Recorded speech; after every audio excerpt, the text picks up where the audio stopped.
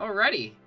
Hello everybody, welcome back to VTuber Tabletop. I'm your humble dungeon wizard, Merlin the Magister. And joining me are these lovely people. Sadly, we do not have AI Chan, as she is not well today, so go give her some love on her channel. But it's that time. Prep those emotes. Oh yeah. It's time to hashtag plug yourself. So, going around in not a circle, WyndhamVossler. Well, hello, I'm WyndhamVossler. Definitely a real detective and also part-time catboy. I try to stream from Sundays to Wednesdays at 1 p.m. Central European Summer Time, although next while is going to be chaotic as I can make it. I'm a variety streamer and I just like to have fun. Poggers. Pastel.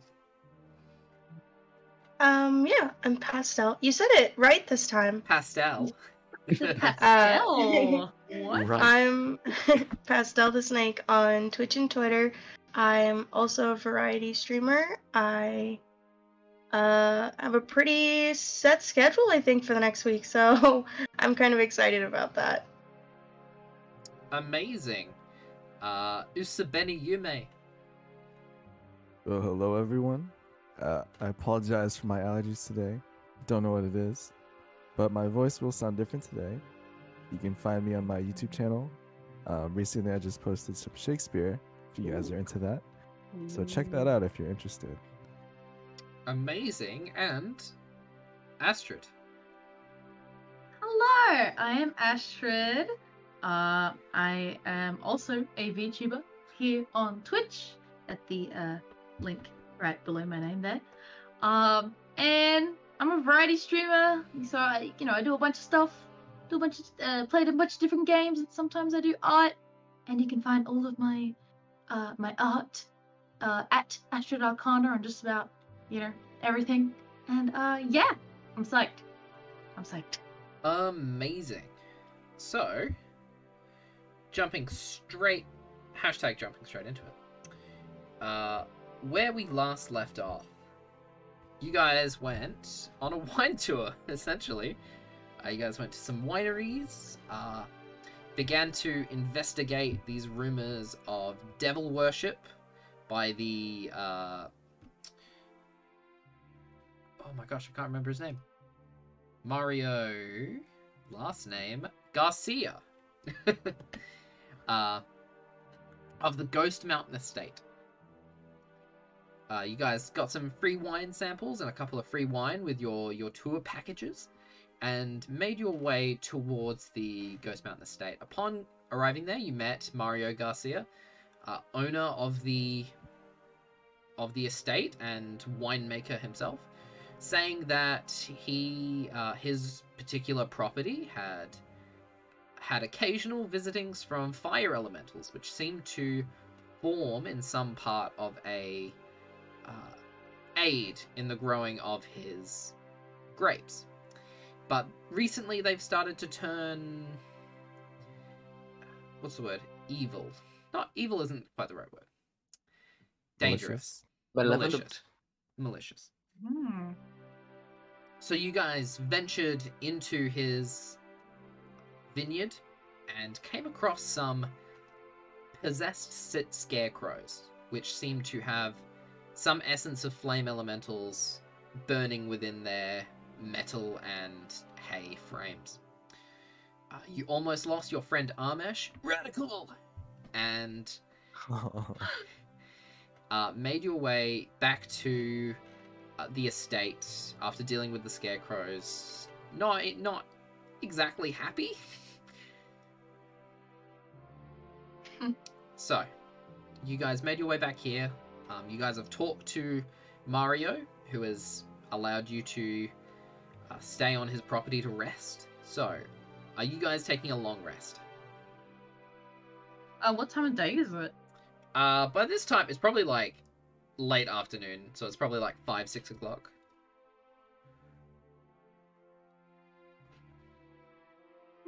Is there a place like a shack nearby that's kind of secluded where Lucy can rest in? Yeah, sure. So he's given you access to not the main barn where all of the wine is stored, but like one of the kind of off, like a little shed for the 5 of you to stay in, well, the 6 of you. It's pretty cozy, but all of you can fit in there pretty nicely with your sleeping bags, and there's an ample amount of hay to form bedding. Ooh. So the 6 of you have all bundled into here after having a meal. Mario provides you with some hearty stew to eat, and sends you on your way to your little shed to stay the night in before tackling what may lie ahead in the vineyard. So, what would you guys like to do? You guys are all chilling in the shed.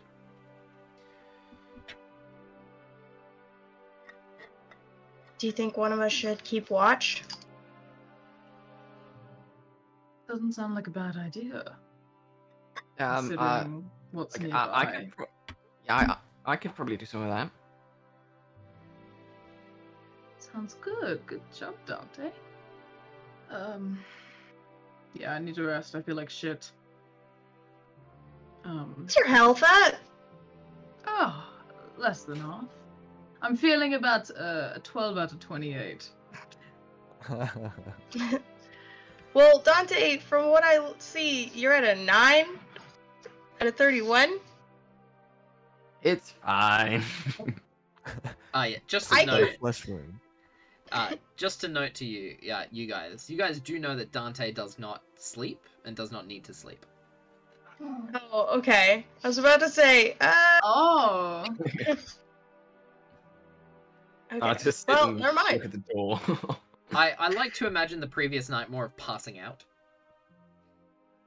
As more of an unconscious thing rather than a sleeping. Hmm. Well, I don't need to sleep. I think I still can sleep. You can sleep, you just don't need to.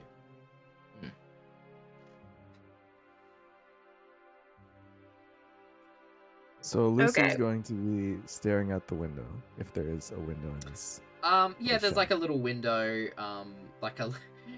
it's not so much, it's not like glass panes or anything, it's more like wooden slats that you can close shut. But there is a window that you can look through. Yes. And there he will be gazing out the window. Okay. So, Lucy's gonna dramatically look out the window. Eefa's gonna go, "Oh boy, guys, that was pretty rough." She just snuggles into her sleeping bag. Yeah, you get some good sleep, Eefa. That was not fun. No. Yeah. Is Amesh with us in the shack as well? Yeah, he's already gone to sleep. He kind of walked into the shack and just passed out. Occasionally, And you'll how hear did- mutterings of, "Whoa, wipeout."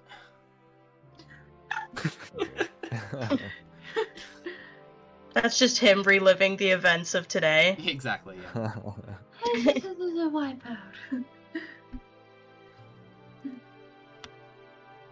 I don't have anything to do other than sleep. Okay. Yeah. Same. So, Same for me. the... Before that, Mhm. while they're all asleep. Oh, well, What the Dante, fuck? Dante, are you going to sleep? Okay. I am not going to sleep. Okay, so everybody goes to sleep except for Dante. Okay, and then I want to, as quietly as I can, sneak out of this shack and go to the main building where Mario should be. Yeah, so he's not in the barn where you guys were originally. He's in his house, which isn't very far away. But you can make a stealth check for me, and Dante make Whoa. make a perception check.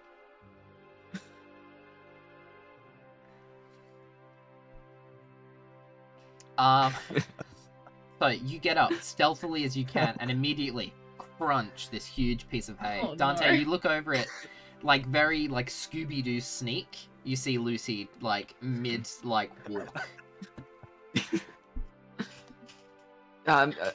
Lucy, what are you doing? Keep it quiet. He's gonna talk to Mario for a little bit. Sure. please don't get into any trouble again. Yeah, just please be safe. Well, you can come with me. Oh no! I'm a bit tired. That tired? last, yeah, that fight was a bit draining. Well, how about coming with me anyway?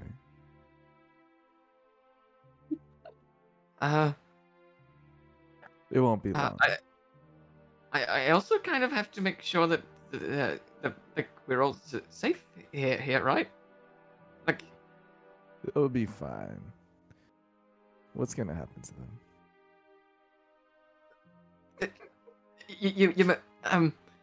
like I've been on quite a few adventures here. Bad things happen when you don't look out. I think it's best if you just you can head off. Dante, make an intelligence check for me. Just a general intelligence check. Maybe actually Arcana or History. That's gonna be Arcana then. 17. You do remember around the outskirts of the property that there is a certain magic, abjuration magic, that keeps this area safe. So you know that at least, and you know you have gathered at this point that Mario is at least somewhat powerful. Especially with the magic that's going on. So you'd think magically, you think your squad would probably be safe if you left. Like, to be fair, there are killer fiery scarecrows on the property, but you do think that generally speaking it is fairly safe. I was just sort of going on Dante's bad experience with friends getting eaten by frogs. Yeah, that is also fair.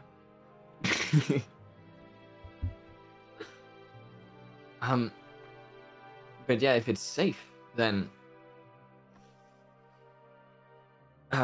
well, Lucy, what are you planning to do? I just want to talk to Mario and get a little bit more information. That's it. Well,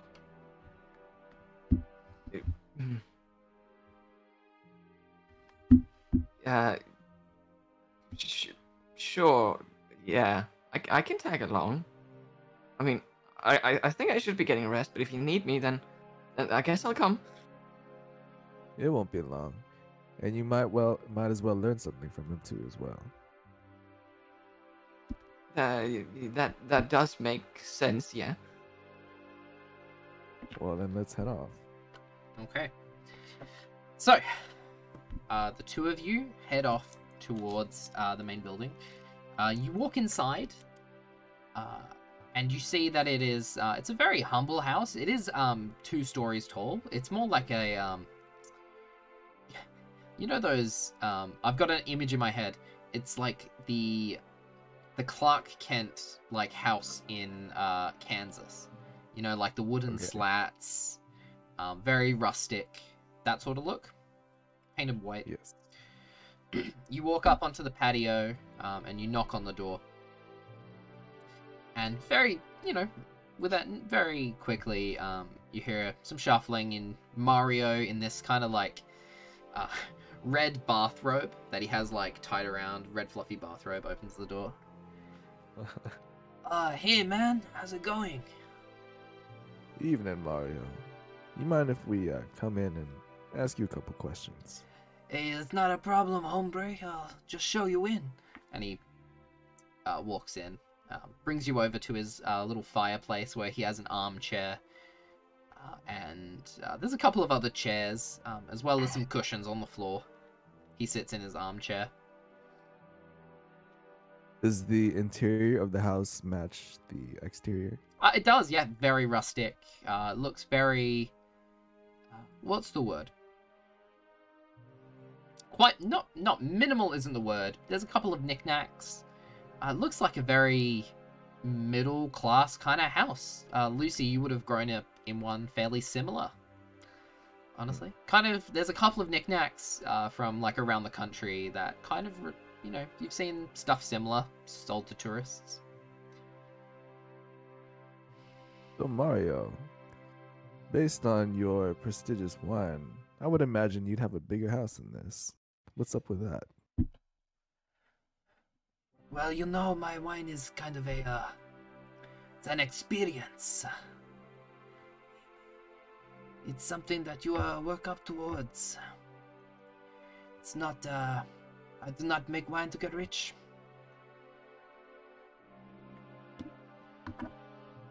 So then where do you put that money towards?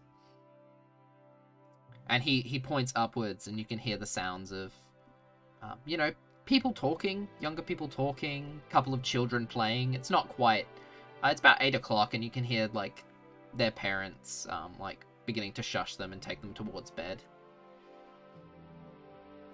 I do it for So them, you have man. Children, huh?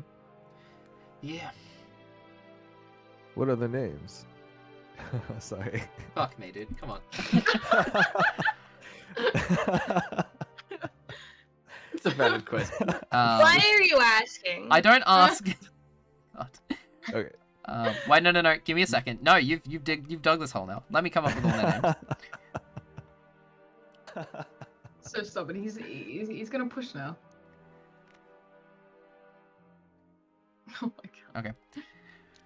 Yeah, man. Well, I've got my 2 daughters, Peach and Daisy. And you met my cousin Luigi. I fucking hate this. Hey, you may dug this hole. He's gonna fucking sit in it. We're all in the hole now. Yeah, we all have to sit in this hole. Oh god. You know, and they've got kids of their own. Quite a family you got here. Yeah, Because man. you know, there have been rumors coming around that you're actually a devil worshiper, but you don't seem like the type. Well, you know, if they seem like the type, they seem like the type, and I am not a devil worshipper, man. I've seen too much in my life. So where do you think all those rumors come from? Well, you know, got those bastards up at Silva Winery. Couple of pricks, basically on the town, man. Because they told me that you're fairly new to this area, and it seems like you're actually the one who might have taken over. Well, you want me to let you in on a little secret, man? Sure, enlighten me. You see he waves his hands, and you guys haven't seen this guy perform magic yet, but he waves his hand, and this kind of sparkle of, this kind of rainbow-colored light, it seems to emit all the colors of the rainbow for a second before settling on a blue and an orange. And he kind of flicks his hand, and these illusions pop up in front of you, like miniature screens, just for a visual reference, that begin to rotate between the two of you. And you see snapshots of this man's life. You see him traveling the world. You see a picture of many individuals you don't recognize. And you see him coming to this mountain. You see basically a snapshot that you saw on the outside of the illusion. You see a mountain surrounded just by grass and wilderness. And you see images of a Vinograd that is nowhere near as built up as it is now, probably a few hundred years ago, of it just being constructed. I've been here a lot longer than that family would suggest I have. They just didn't know I was here, man. I've been quietly here, minding my own business. That is quite interesting. Because as a human myself, it really is very hard to imagine living such long a life. Now here's the thing, Lucy. You're talking to this guy. Dante too, you pick up on this. This guy, especially when he said that he had traveled with Sir Robert the Bold during the 600s, which were like 500 years ago. This guy's a halfling. They have human lifespans. But this guy is talking and is showing you images of a far longer lifespan than what a simple halfling would live.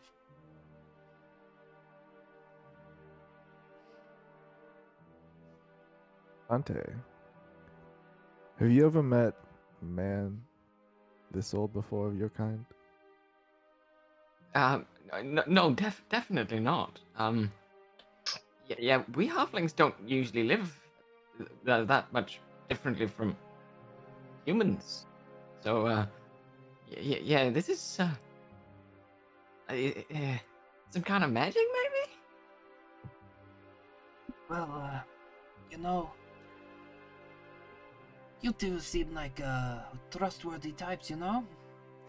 Would you like to see something you probably won't see again?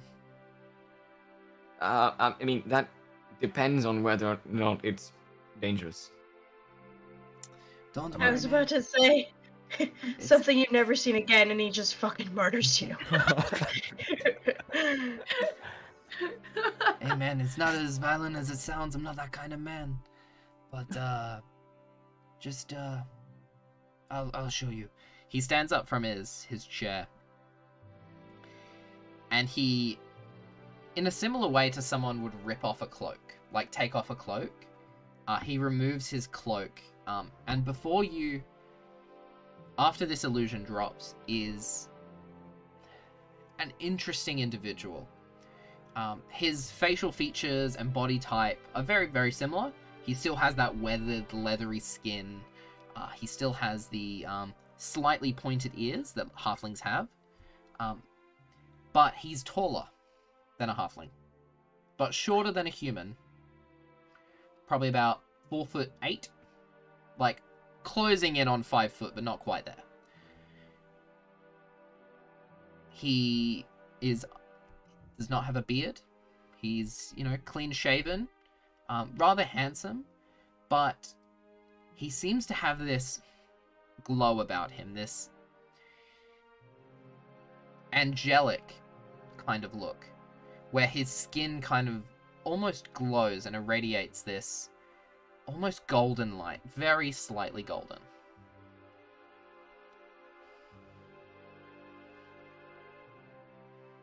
I'm just going to look at Dante with like my mouth open.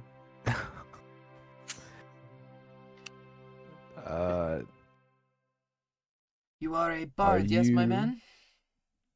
I am a bard. You would be correct. And you over there, I've seen you have some sort of magic in you, man. What kind of magic is that? I mean, I'd love to answer your question, but I don't quite know. That's okay, man. Some of us are on our own journey and we need to figure that out for ourselves. Well... And he points over to Lucy. Now, as a bard, you're a storyteller, man. You know? So I'm gonna tell you a story. And he sits back down into his lazy boy. Before you start your story, can we get ourselves a round of drinks? I feel like this is the perfect time. He snaps his fingers, and in your hands appears a wine glass full of wine.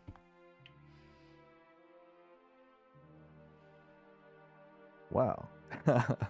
Pre-alcohol. Alrighty then.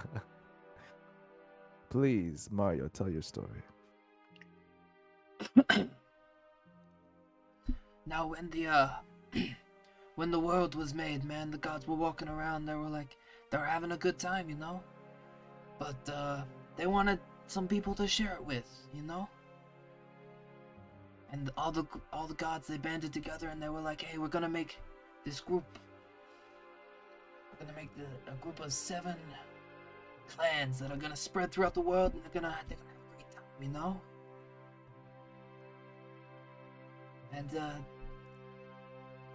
the eldest of these peoples, of each of these 7 groups, were given eternal life to guide the rest of their peoples.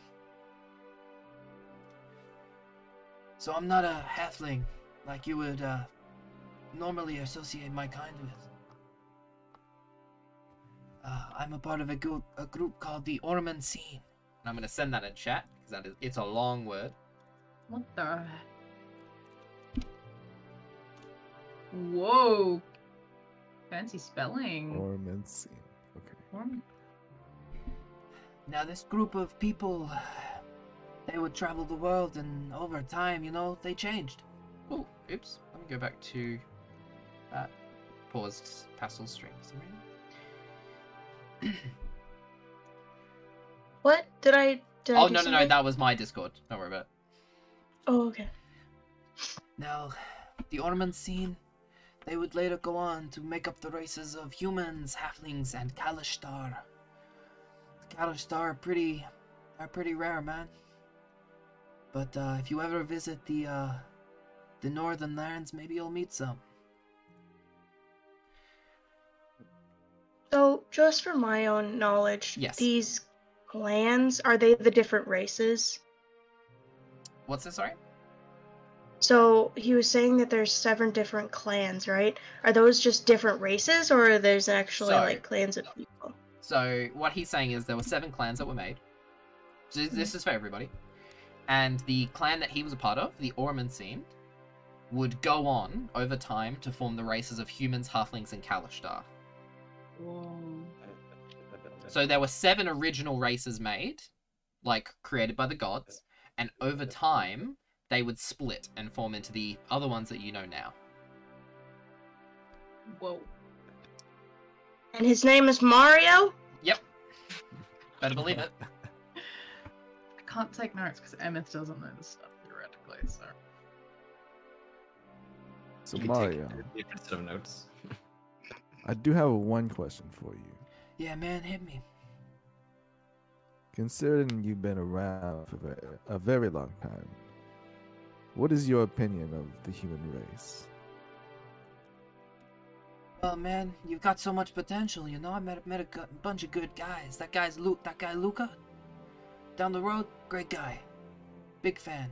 Love his work. But, you know, just as any peoples would have, you know, the possibility to be good and to be evil, you know, you guys are just like everybody else. I've met some good humans, I've met some bad ones. Your government at the moment, he wiggles his hand, a little bit iffy. Not a fan of this whole Sardom thing, you know? But, you know, I've seen governments come, I've seen governments go. We'll see how this one turns out. And what's your take on us two? Are we the good ones or the bad ones? Well, that is still yet to see. You guys are so young. Got a lot of choices left to make in your lives. A lot of, you know, life to live. A lot to work out, you know? And so, forgive me for asking, but your children, are they like you or?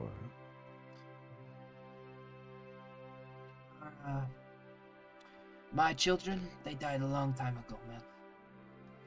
My relatives still live out there in the world, but these two here, Peach and Daisy, they're my adopted daughters.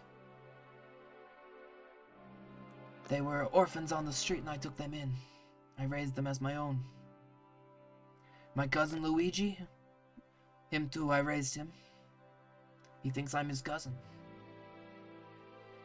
You know, having such a long life, you get to see a lot, but you get to see a lot of people go as well. It's a hard life to live. That sounds I have a quite question. lonely, if I Yes. do say so myself. Yes, question? Out of character, because Matif knows nothing about this, and Yep. it's probably never gonna come up.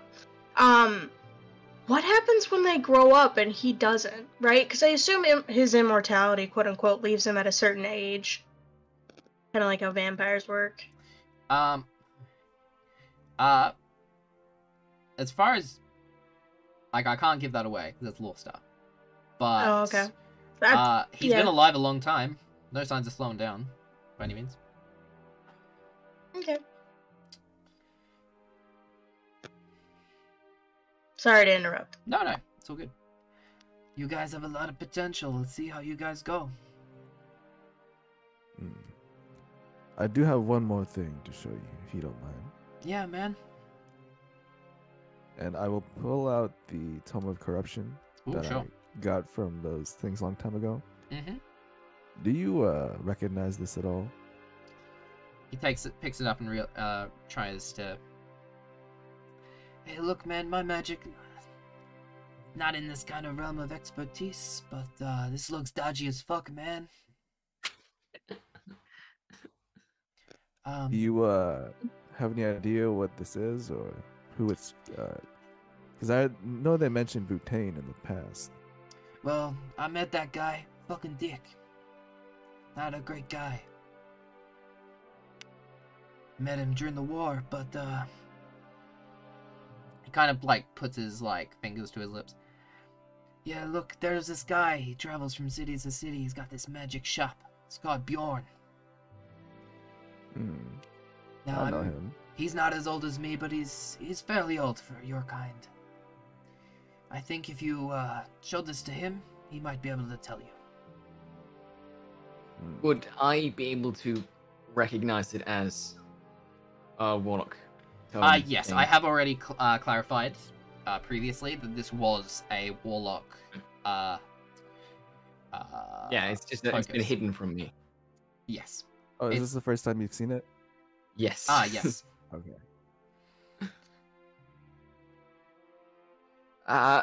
Lucy, that would happen to be a magical book, right there, right? To be honest, I have no idea. I found it and I have been keeping it ever since. You want to see it? Yeah, I'd like to take a look. Sure. Sure. So you hand the book to Is it- Dante. Yes. Make a wisdom saving throw, Dante. Oh my.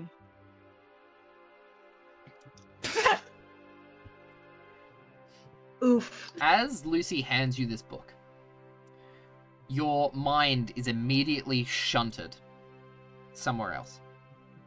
Lucy, you just watch Dante take the book from you, and his eyes just go blank as he's holding this book. Oh my god. Dante, as your mind is shunted somewhere else, you stand before the most glorious tree you've ever seen. Something you've seen before. And you see this black fungal sickness climbing towards this tree. And as you appear, the tree radiates this golden light, but this fungal infection crawls closer and faster at your appearance, begins to climb its way up the tree, and you see its golden light die. Your mind is shunted back into your body after seeing this vision.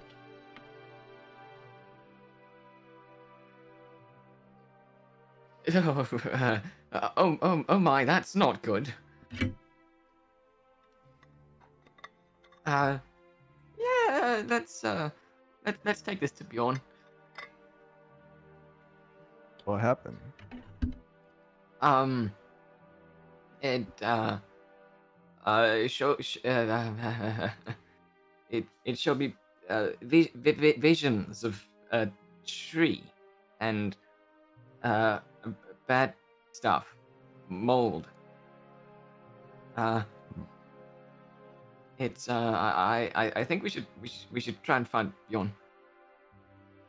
Yeah, maybe you better hand that back to me. Yes, please take it. Well, Mario, I definitely did not expect this. Hey, man, sometimes you go to the shops looking for some cream and you come out with some butter. You know what I'm saying? Very well. One more question before we go. You For know, you, man, Mario. you say one more question a lot. Maybe you should just lead with, I got many questions. For real, one more question. Yeah, man. Serious answer. Yeah, sure.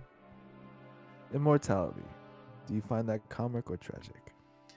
You know, man, it's pretty tragic. But I have a job to do on this world, and when it's finished, I will rest in peace. Toast to that. And I'll give him one last toast before going back to the shack. Sure. So, the two of you make your way back to the shack. Do you guys want to talk more, or were we going to cut to the next day? Or cut to what's next? I am going to look at Dante very curiously, but I won't say anything. Okay. Dante? I would like to ask the question, ask questions to Lucy about. How long have you had this book? For quite a bit. Right before we saved you, actually. Well,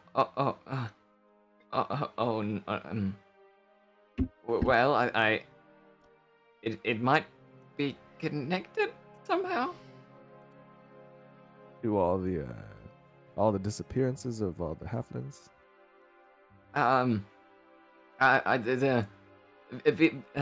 Visions of trees and mold and evil. I've been getting them a lot. I think this book is related to the mold. Have you always been like that, dreaming about trees and whatnot? It's kinda, but not really. It started a while ago. A while ago, like last week or years ago. What does that mean? Yeah, it's been it's difficult, but years probably. Is that hard on you? No, it's just a thought, an idea. Now it's it might be more.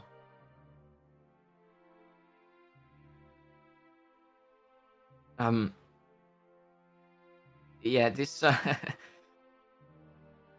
I'm kind of terrified right now. Terrified, huh? Would you like to talk about it? Well, I'm not sure what more there is.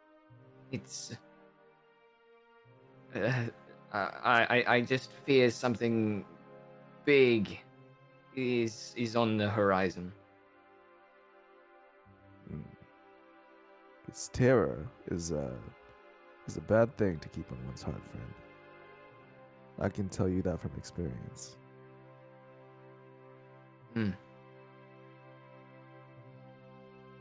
Well. Thank you for your wisdom, Lucy. Anytime. I'm going to pat his back with my hand, with enough force to knock him down a little bit. Can't be too kind. So, the two of you make your way back to the shed, and Lucy, you go to bed, but Dante, you stay awake with these thoughts and new information. Matif, as you fall asleep, you feel yourself dreaming. You dream of the sea, and you dream of the waves and the storms, and your time sailing. You see people familiar and lost to you. People you miss dearly. As you feel yourself on the deck of the ship, as the deck rides the waves slowly over, you feel a storm approaching, like you have for most of your life. You look to the horizon and you see a dark and terrible storm, with thunder and lightning echoing over the ocean. And you blink, and you are in the storm. In the sky, standing atop clouds, lightning arcing all around you. You hear the deep rumble of thunder. Close, far, all around you, all-encompassing. It doesn't scare you. You're comfortable in the storm.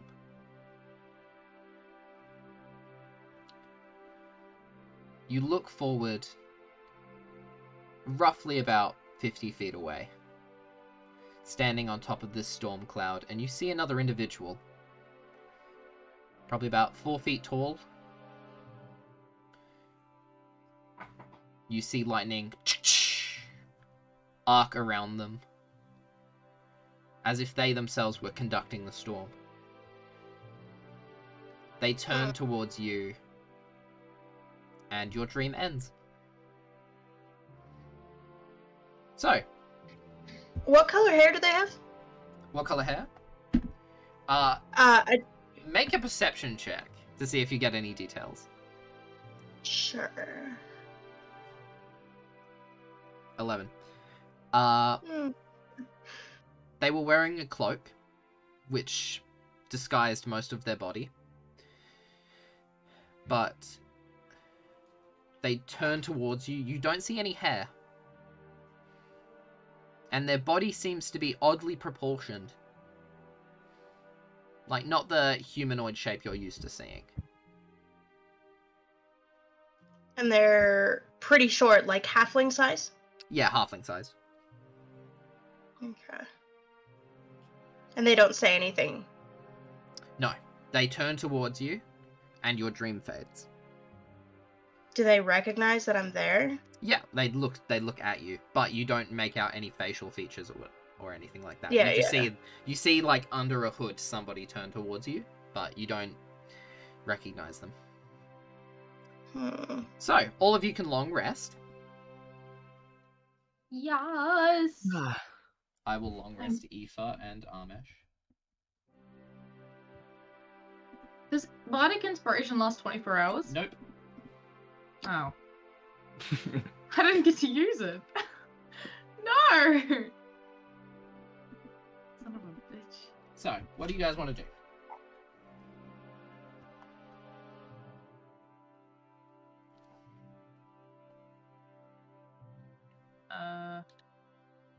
Remind me again how far we are away from the town. Oh god, you guys are like a good 4-hour walk. So.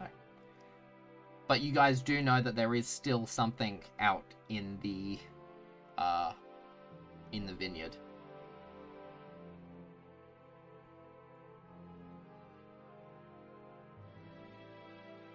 Good morning. So, our job isn't done out there. There's still stuff about. So, when do we want to deal with that? Now? Later? Well, since we're kind of here, it makes sense, right? Yeah. I'm We feeling are pretty on good. a... What was that, Matif? We are on a time schedule. I mean, pushing off things indefinitely is not the greatest of options. True. However, we could save quite a bit of money. If we deal with this problem. For our old pal Mario. Well, let's get it done then. I'm feeling pretty up for it. A lot more than I did before.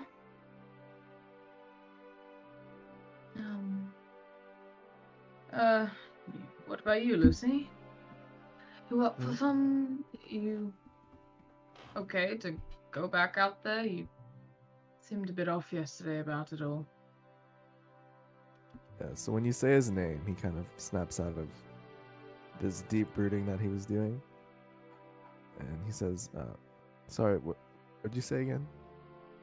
I was suggesting that, were you up to go back out there and finish what we started? You seemed a bit off yesterday. Are you alright? Am I alright? Funny question. I just need to prepare a few things before we go. Sure. Okay. I'm ready as I'll ever be. So yeah, I'll be outside. Just yeah, and I'll go outside and just kind of embrace the weather, whatever the weather's like. It's a little bit overcast. There's a bit of a very light sprinkling of rain, but nothing your cloaks and clothes can't keep you relatively dry from. Just go out and hands on hips and just look out across the vineyard and whatnot and wait till everyone else is ready. Okay. Okay, so I would like to look around this area and see if there's anything that I might be able to use as a makeshift shield and anything that can be used to start a fire. Well, I assume you guys have torches and other things on you. Okay. So... Sweet Jesus, not a fire in the vineyard. This can't go well. As for a shield, roll an investigation check. Okay. Yeah, I've got a tinderbox. Oh, back to these again. You see this really, really nice, like, barrel, you know, like the top of a barrel The lid? lid? Yeah, Yes. it looks like it'd make an amazing shield. Well, I'm gonna take it. Okay. Oh god. So, that's what Emmyth and Lucy are doing. Dante, what are you doing? Sort of just getting up, straightening out my clothes a bit, and just sort of preparing to head out a bit. Cool. Matif? Yeah, I think once Emmyth left the tent, or whatever shelter I think it was a shed. I think he follows suit. Like, there's nothing really in here. Sure. And he's just kind of getting. Oh, sorry. No. I cut you off. He's just kind of getting the lay of the land, like trying to figure out what, like we have to climb a mountain, right, to get, or a volcano, to get to where we need to be. Well, as you all take a lay of the land, everybody roll perception checks for me. Figure out where you need to go next. Okay.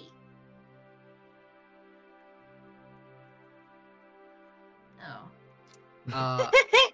Emmyth, It's going so well. Emmyth and Lucy, you guys don't see anything in particular that catches your eye. Dante and Matif, both of you look up towards the mountain and you see different things. So, Matif, there is a bit of a storm, not a storm, but there is clouds and overcast kind of, clouds up above. But you do see... There's a storm a-brewing. There's a storm a-brewing. But you do see a dark, very dark, almost grey-black cloud that seems to be hanging above the mountain. And Dante, you see, as you look around, you look up the mountain and you see a greenish-purple light. You see a purple light with greenish tones spread throughout it.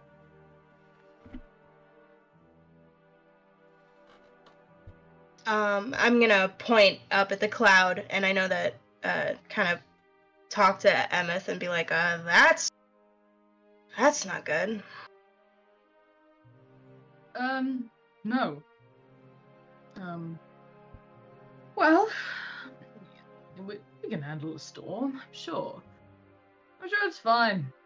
I've dealt with a little bit of rain, I'm sure you have too. Give him a pat on the back. Overconfident, of course. That's not just a little bit of rain, and I think you and I both know what it's like to get caught in a bad storm. Okay, well, yes, it can be quite shit. Well, like you said, we're on a time schedule and we can't wait for perfect weather, so I guess we're going to just have to push through. Can I? Nah, I probably can't. Never mind. What did you want to do? I was gonna say, can I do like an Arcana check to see if this is like unnatural? Yeah, sure, you can do that. Make an Arcana check.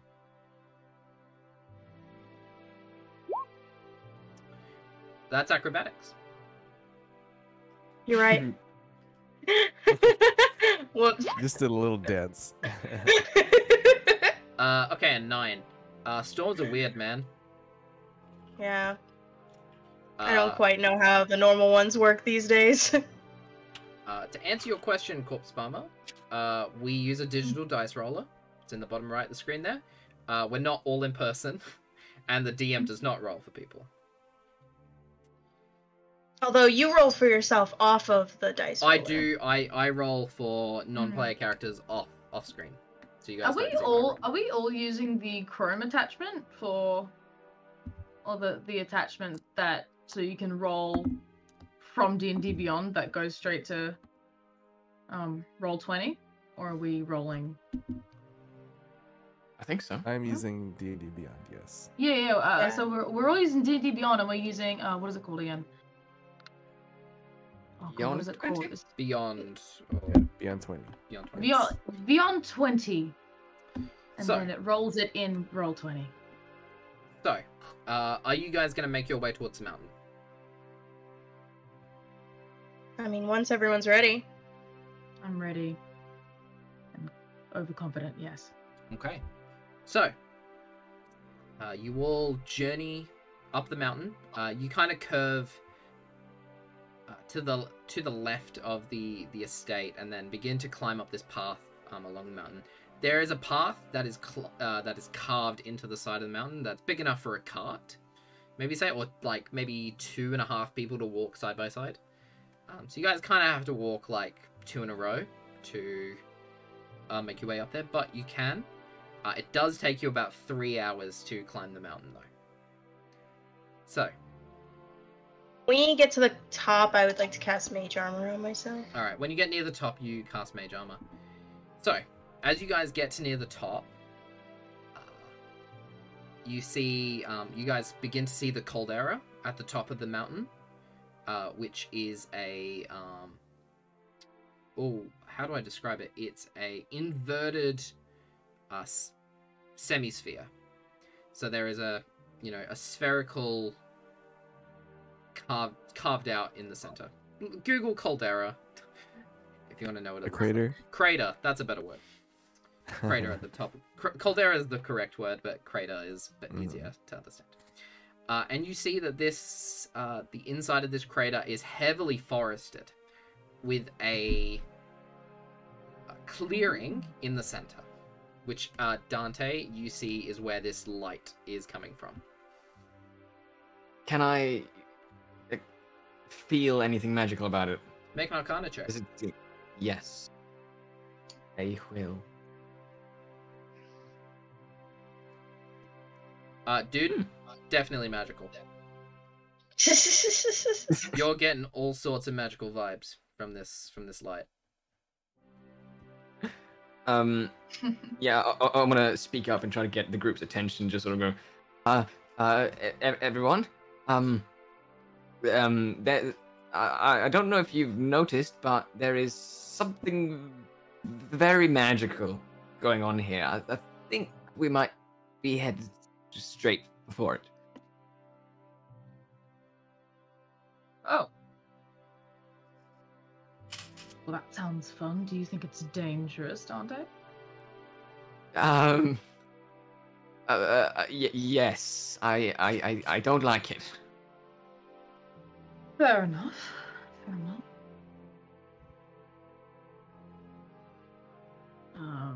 Proceed with caution, I guess. I suppose so, yeah. Should we go one at a time? Make a marching order?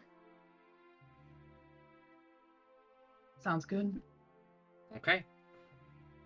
So, what is your marching order? Who's in front? Who's behind? Who's in the middle? Who's dancing? Lucy's gonna go in front. Alright, Lucy in the front.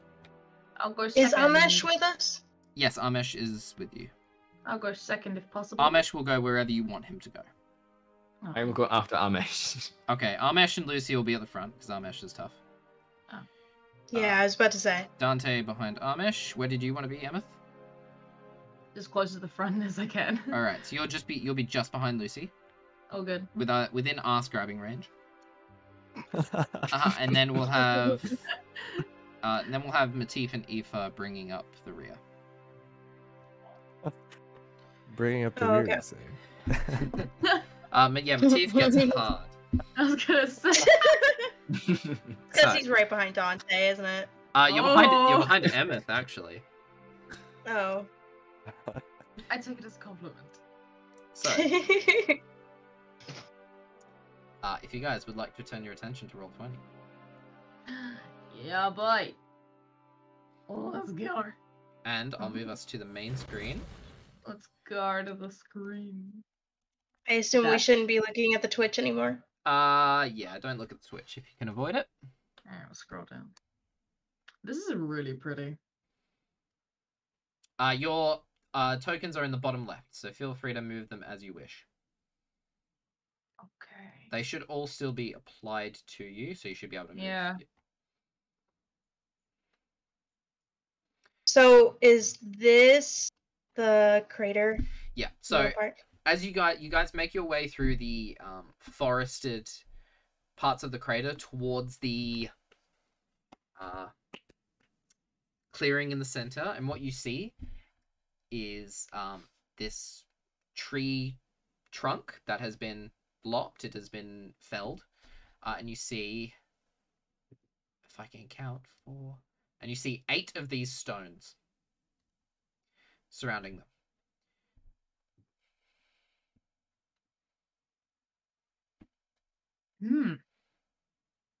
So, what would you guys like to do?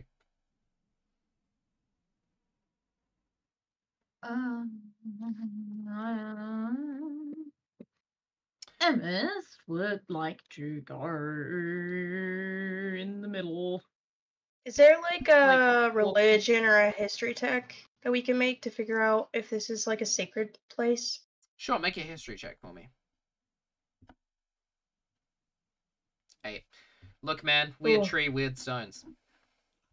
I'm not doing well today with the whole knowing shit. It just be like that sometimes.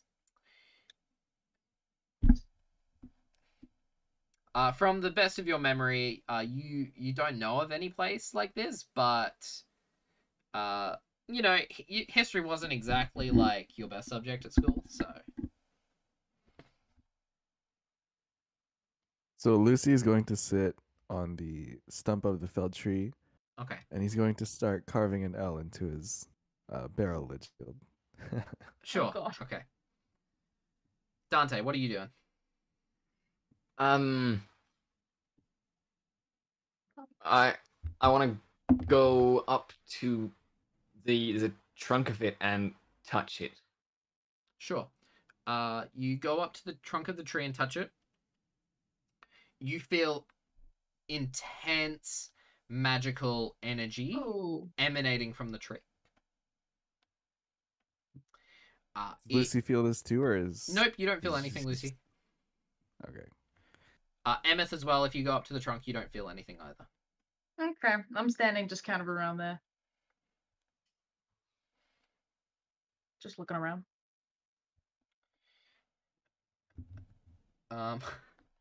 Armesh rolled actually really high on investigation. Surprisingly. Even with a negative. He's like, whoa, dudes, there are some, like, weird writing on these, like, fucking rocks. Writing?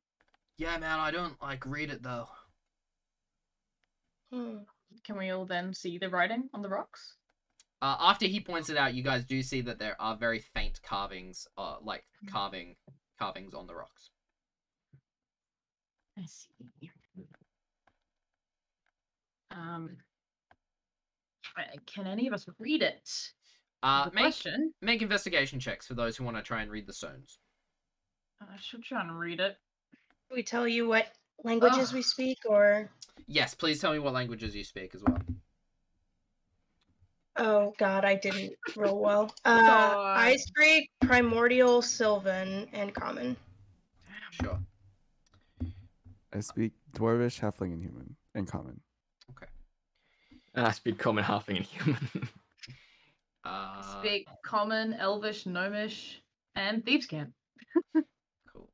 Amish speaks Draconic and Common, and Eefa, I think, speaks a few. Let me check. Probably Goblin. She speaks Celestial, Common, and Goblin, and Undercommon. Ooh. So, you guys, luckily Eefa rolled really high on investigation.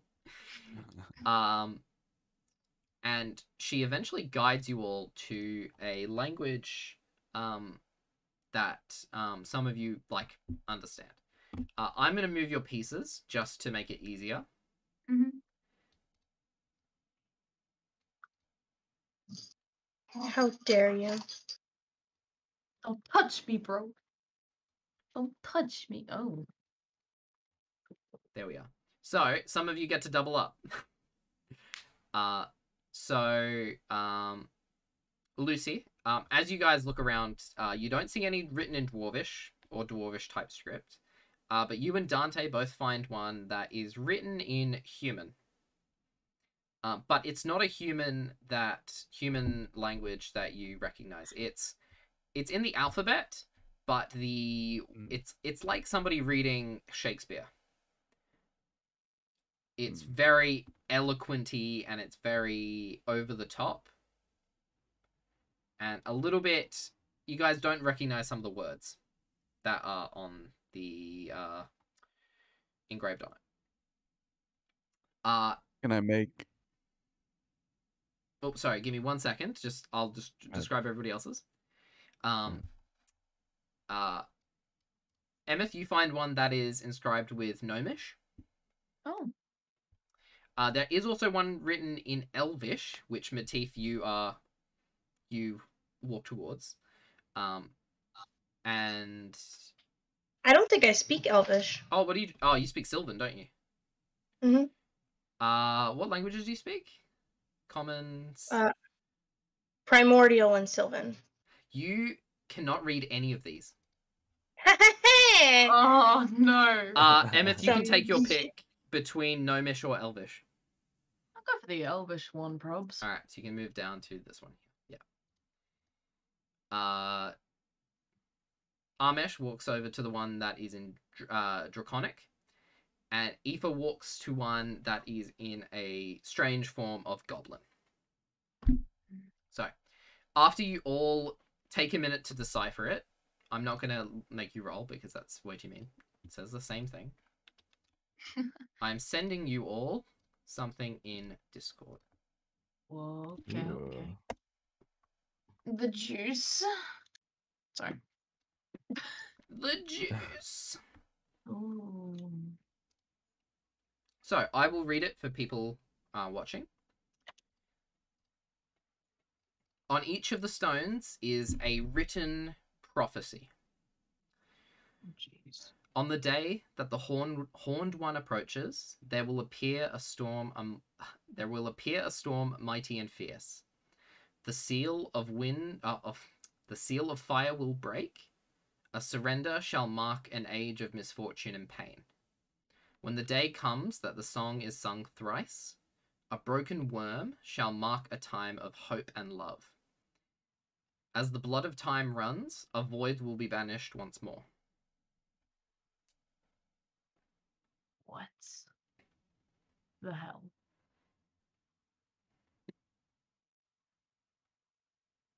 And I'd like you all to make perception checks for me.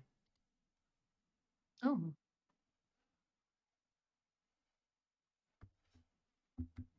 Oh my god.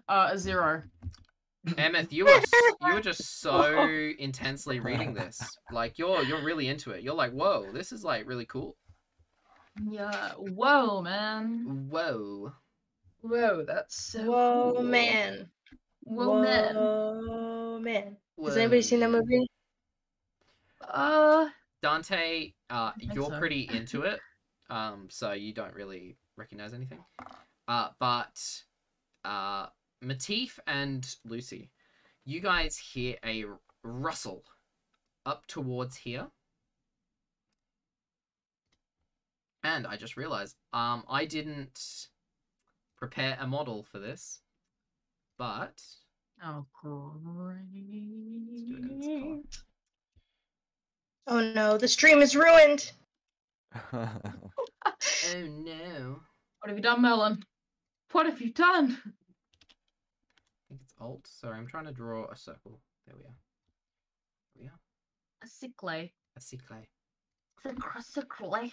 A woman Oh. walks out of the forest to the north of you. She pulls What down. race is she? She pulls down her hood, and you see dark violet skin. And you see ram's horns curling from her head and curling inwards, like the horns of a ram. She looks very beautiful, and she is wearing extremely exquisite white robes with these purple and gold engravings. And what's the word I'm looking for? It's not engravings. When you sew something in. Embroidery. Embroidery. That's the word I'm looking for. This beautiful gold and purple embroidery. She seems to be holding a staff as well.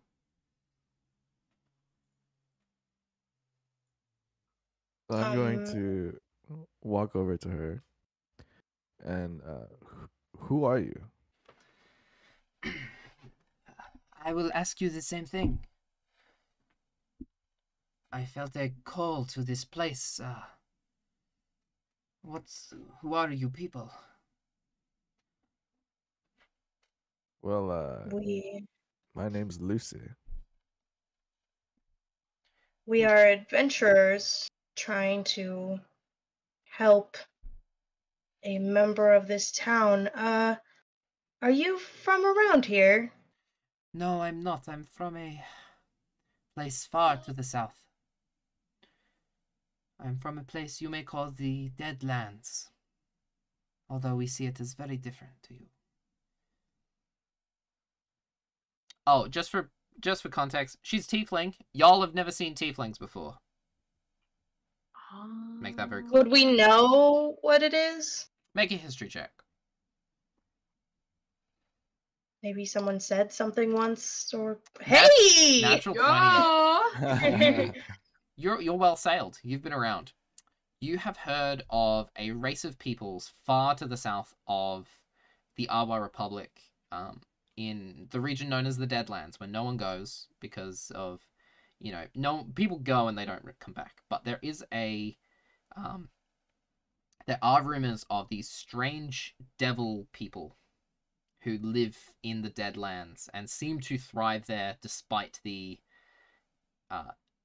dangerous nature of the place.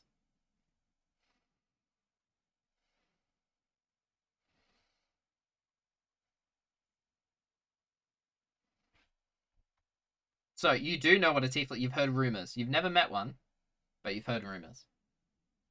So you said they were devil people. Do people actually believe that they are worshippers of Asmodeus and stuff, or? I will say, Asmodeus does not exist within this pantheon. Within this recontextualized world. I hate how you pronounce that. Which word? Asmodeus. Asmodeus. Asmodeus actually makes more sense. That's how I pronounce Asmodeus. You can take it or leave it, girlfriend. I like Asmodeus. Not all of us are American, okay? We have different ways of pronouncing things. I don't know. The American way is always the right way. Oh, right. Sorry. Manifest destiny and all that, right? Or Yeah. Tigger to Asmodeus. Um, Uh, so okay, so devil worshipping is more of a catch-all for people who, you know, worship devils and stuff. Whatever individual devils you have from previous like D&D and fantasy experience, throw it out the window. Assume you know nothing. So when they talk about devil worship, it's kind of like that. Ooh, devil worship. Ooh, they're evil. You know, that kind of thing. So do people actually believe that everyone from the Deadlands is like devil worshippers, or Well, most of it that is. they're just You've heard it as rumors. Some people believe that there are like a race of devil people who worship devils down there. But there are also others who are like, if there are people there, they're probably not devil worshippers. They probably just, you know, they're probably just people who live there. You know, there's people on both sides. Not many people. No one you've met has actually met one, but you've heard rumors of people that live in the Deadlands. Sorry, I'm just gonna take off my jumper real quick. It's very warm.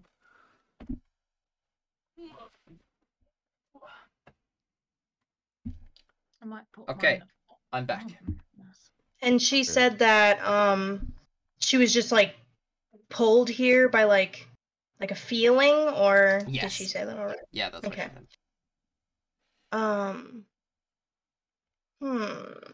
Emmyth will just say to her, "Nice horns." Thank you. I grew them myself. I can see that. I don't know if we're allowed to say that. Are we gonna get canceled? Wow, she's so horny. How beautiful is this girl in Lucy's eyes? Totally his type. What about Emmyth? On the fence. Oh. As I would say to Lucy, totally out of your league, dude. So are you traveling here alone, Miss? My name is Euphemia, and I am more than capable of traveling myself. So you came all the way from the Badlands for a feeling. I felt like I had to be here. Something called to me. Dante probably knows that pretty well. So, have you read these stones yet? No, let me have a look. And she goes and attempts to read them. Let me just take a look at my notes. Let me look at my notes. I went to like look at like languages in D&D and then instead wrote notes because that's what I was saying. Nice.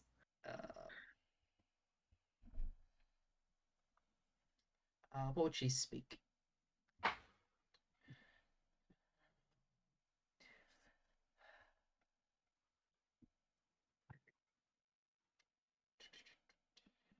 I'm afraid I don't know how to read any of these stones. What do they say? Well, here's the thing. The first line says, "On the day that the Horned One approaches, there will appear a storm mighty and fierce." As you finish saying fierce, a bolt of lightning cracks from the sky and launches into the stump of the tree with an almighty crash. And if you guys would like to look at Roll20. No. No. And that's how Lucy's reading stuff out got us in trouble again. You guys will have to put your minis back, your pieces back where you found them, where you wanted them. But all of you feel your bodies kind of shift. And oh gosh, nope, please work.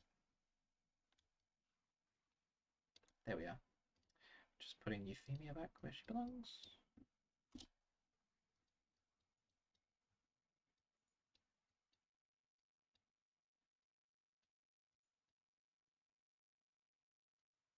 Will not let me move this piece. God damn it. Well, she's there. You see her. Ooh. And all of you appear to be in a place that none of you recognize. The stump and the stones all appear to be in the same place, but looking out, the forest is gone. And you see clouds drifting out in all directions. Matif, this looks very similar to the dream you had last night. And upon the tree stump is a kind of portal that seems to be somewhat translucent. You can see shapes on the other side. Specifically, you can see bolts of lightning snake past the tree. This portal on the tree.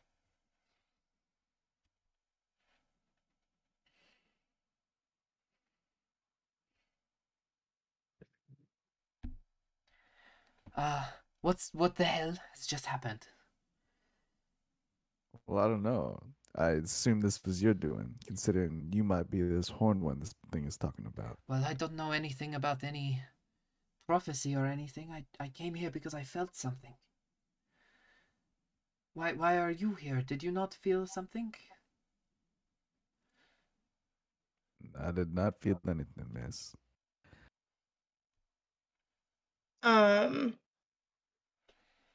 Matif is gonna look over at her and be like, "Are you doing this?" And he like points up to the sky. At Euphemia? What was her name? Euphemia. I can put it in the chat if you'd like. It's a weird name. Yes, please. Yeah. Although she's a lot taller than the girl in the dream. She's very tall. She's like 6'3". She's taller than Emmyth is. Never mind then. You know that like instinctual feeling of fear when like something bad is happening? Yep. Are we getting those vibes? Make a vibe check. Make an insight check on the world. Dante's always doing those vibes. 11. You're not getting bad vibes. You're not getting good vibes. This seems like very neutral vibe territory.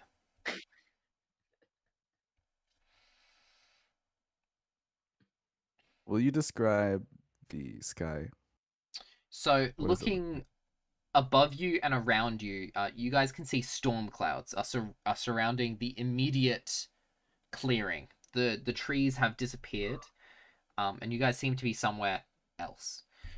You guys can see storm clouds around you. You don't see any bolts of lightning. You do see flashes that are kind of like obscured. These are extremely heavy thunderclouds.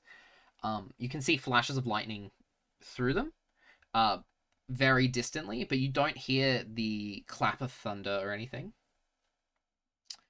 But you do see more of a outright image through the portal that is on top of the tree. I'll actually draw the portal here so you guys can see.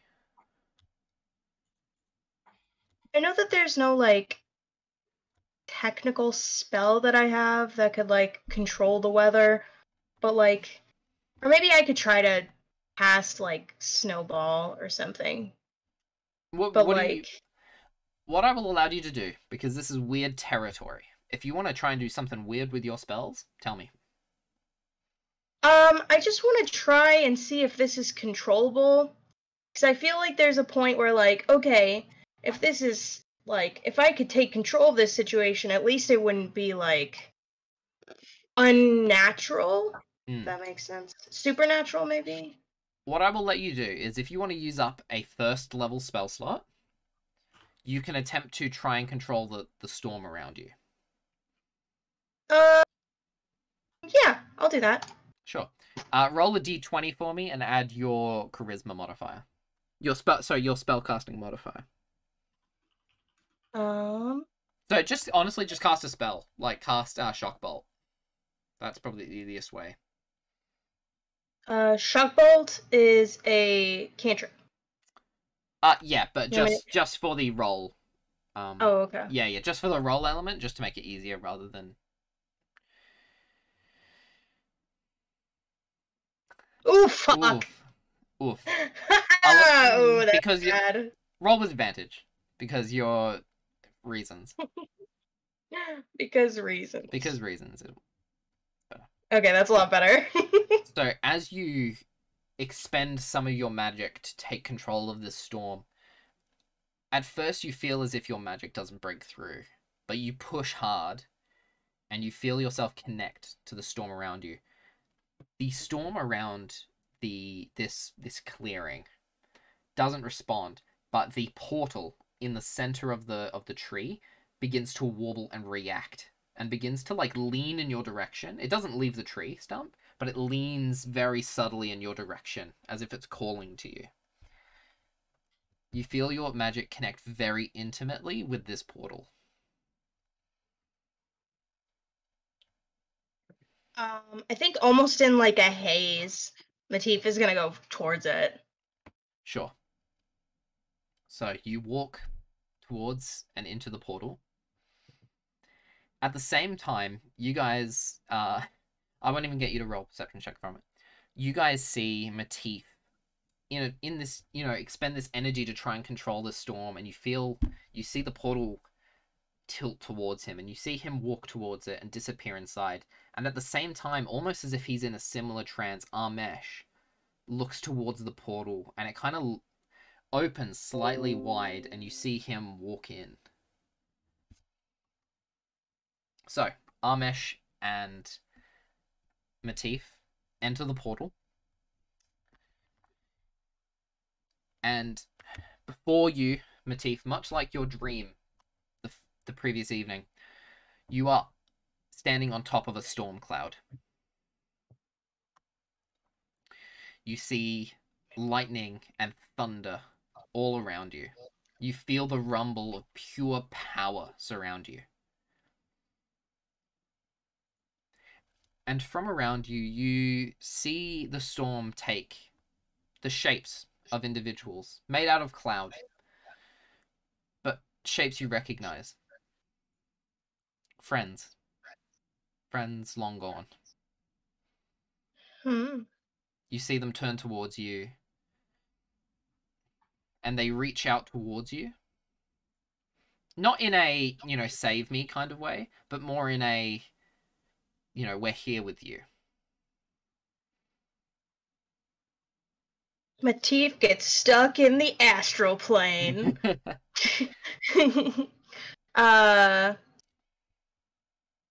I think he's just going to, like, cautiously and curiously, like, like in horror movies where people just go, hello? Yeah. Like, into the darkness. It's kind of like that.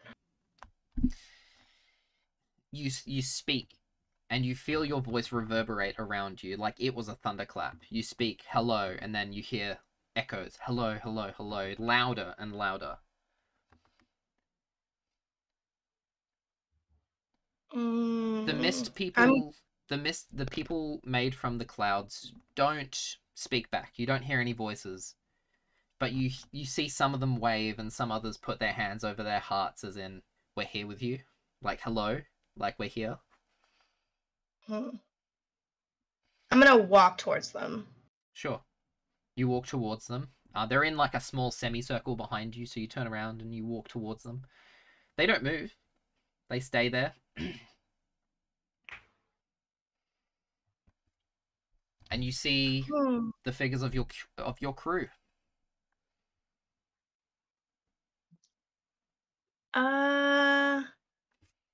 You don't see any details, but you sailed with them long enough to recognize. Fair. Do I see that woman from my dream? Make a perception check.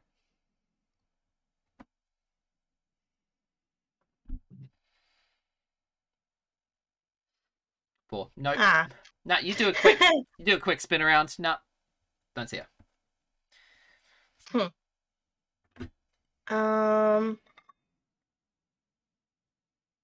I'll kind of like, I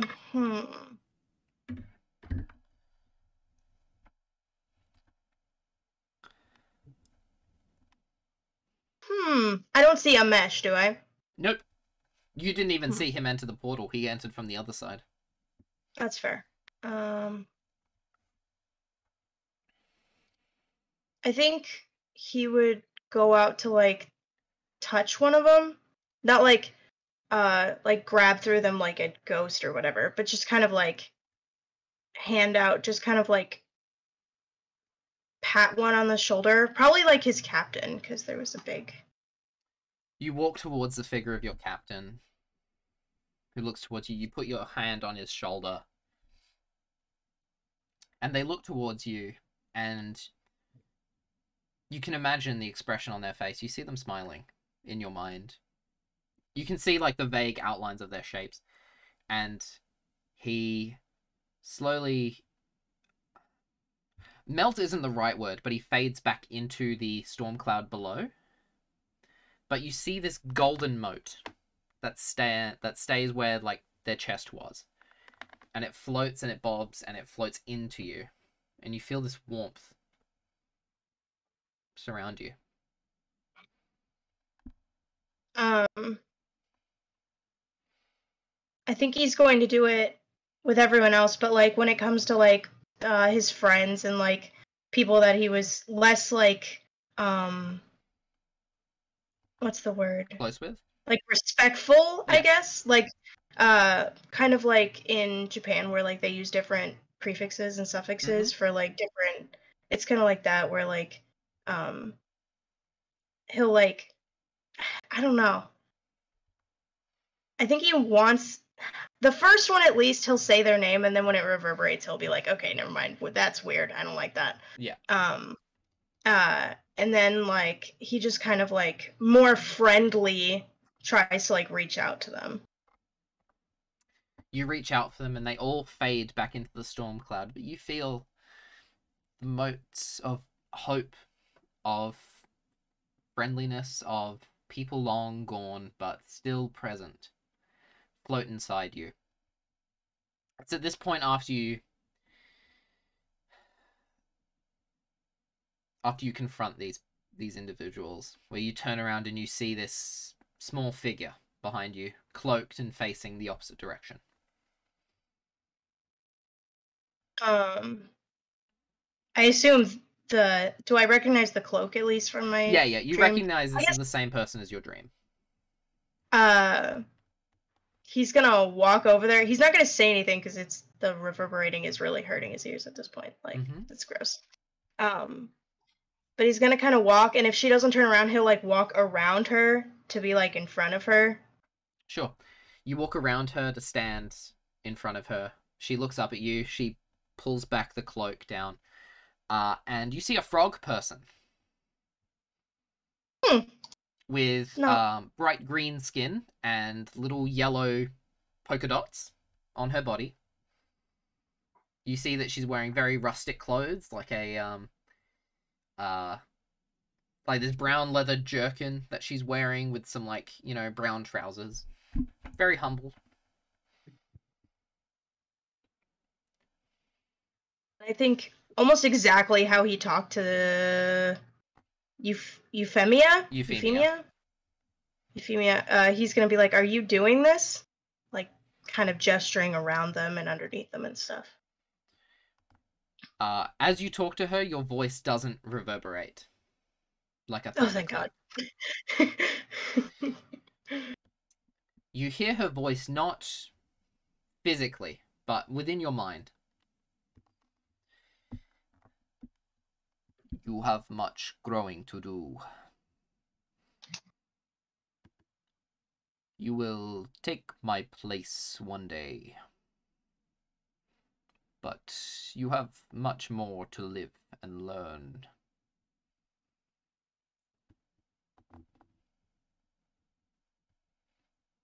Who are you? My name is unimportant. You may... It's a weird name. Sorry, that was out of character. No, she laughs in response. No, everything is canon. You may call me the Spirit Walker. The Spirit Walker.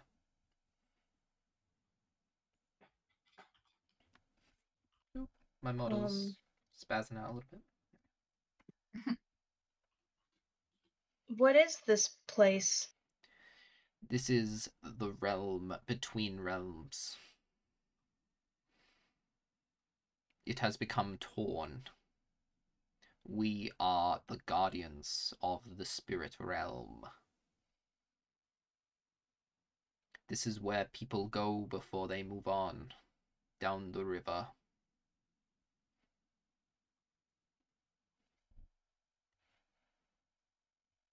It's at this point where she motions towards the storm cloud. And it gives way beneath you. And you're standing just on air. There's no storm cloud beneath you. You just look straight down. And you see this glorious river.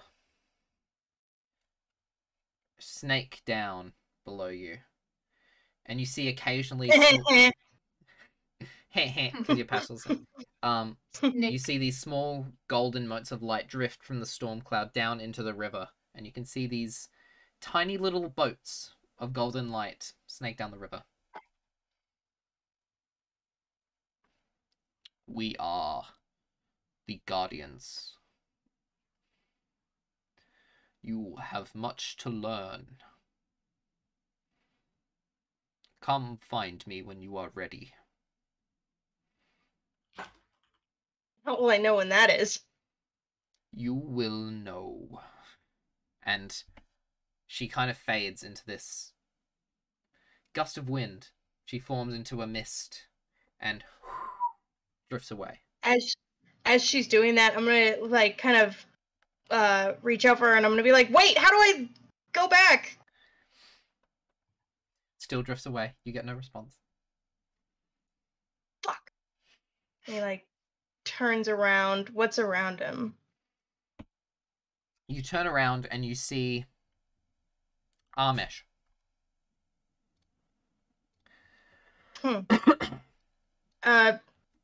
are you doing here? Y'all, look, man, I was, like, just vibing, and I saw this fucking whack-ass portal, and I was like, whoa, I'm gonna step through that bitch. So I did. But... Matif kind of puts his head in his hands, and he's, like, internally going, that's such a stupid thing to do. What the fuck? But I have a feeling, dude. He's gonna say out loud this time, he's gonna be like, don't just go stepping into random portals. As you say this, your voice reverberates with the sound of thunder. I don't like that. You will notice his voice does not do that, and neither did the Spirit Walker. Whoa, dude, I didn't mean to upset you. I was just vibing, but like, I have a feeling like the greatest wave of my life is waiting just beyond me. You know? You know, I'm a druid of Badahai, the Typhoon. She's the sickest of waves.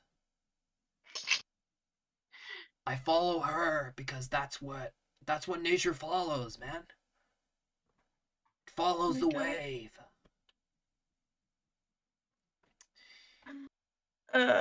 Hey, what's that?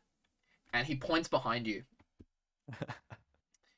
I'll look at it's a river, right? It's got like gold he's streaks not pointing in it. towards the river. He's pointing directly behind you. You guys are still standing on clouds.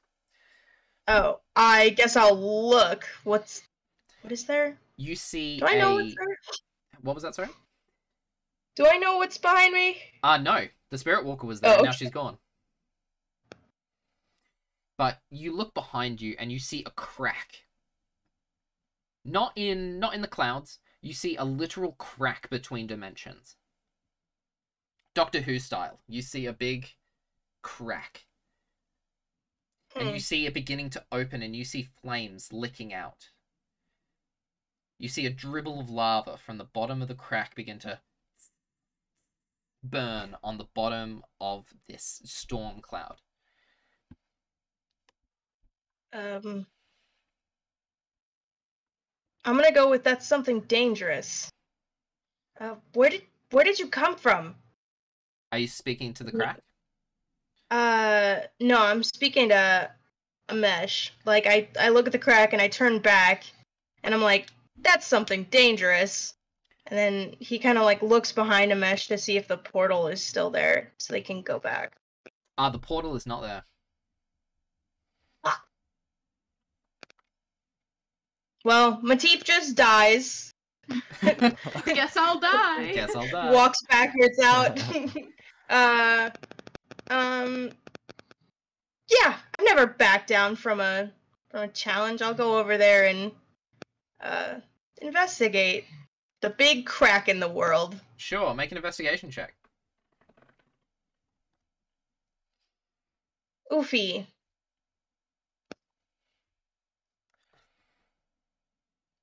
Oofer doofer.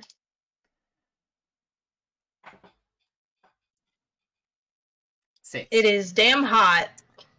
It's real hot as you get closer to this crack, man. It's like you'd just eaten Mexican food next day. Whew. But you walk over to this crack and it is burning hot. It is searing. You feel the sides of your face begin to crack from the intense heat. Luckily, you needed to roll a 5 on your investigation check at minimum to find this. But you do find a small tablet. A surrender shall mark an age of misfortune and pain. Do you want to put that in the Discord too? It's from the full. It's an excerpt from the full thing that I put into the Discord. It's in the second line. What it is? Oh, yep, I see it.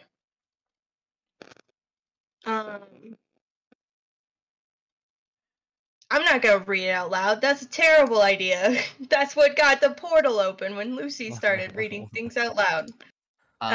You see that there is a small golden loop of rope that is dangling beneath this this sign, this plaque, I should say. It's at this point that you see a giant hand, probably bigger than your entire body, begin to pull apart this crack. And you see the hugest eye you've ever seen peer out from behind it.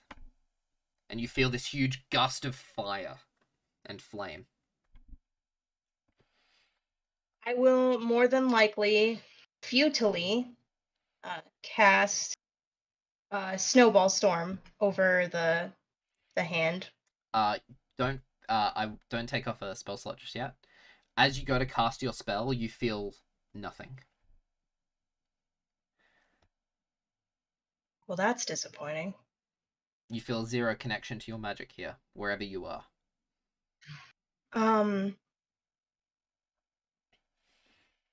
I will... So wait, there's a golden rope underneath me? Yes. Okay. I'm going to yell over to Amesh to follow me, and I'm gonna fireman's pole down the rope. Okay, I should have like down towards where? I don't know. Where does the rope go? Okay, so what I should say, so there is this this sign, basically, that reads a portion of the second part of the prophecy. A surrender shall mark an age of misfortune and pain. And then beneath that, the rope is maybe like, I don't know, like maybe 5 feet long. It's not very long. Okay. Amesh pipes up at this point, and he's like, "Whoa, that rope doesn't look good. Like, in my culture back in the Prismatic Isles, if you wrap a rope around yourself, that's a signal for surrender, man. Like a... Oh my god. It's more of like okay. It's less of a literal thing and more of like a metaphorical look. I have surrendered." Okay, I thought... It's less of a rope and more of like a tying up person kind of rope. And then I kind of back up and I'm like, then we're gonna leave that there. And I'm gonna say, we gotta find a way out of here.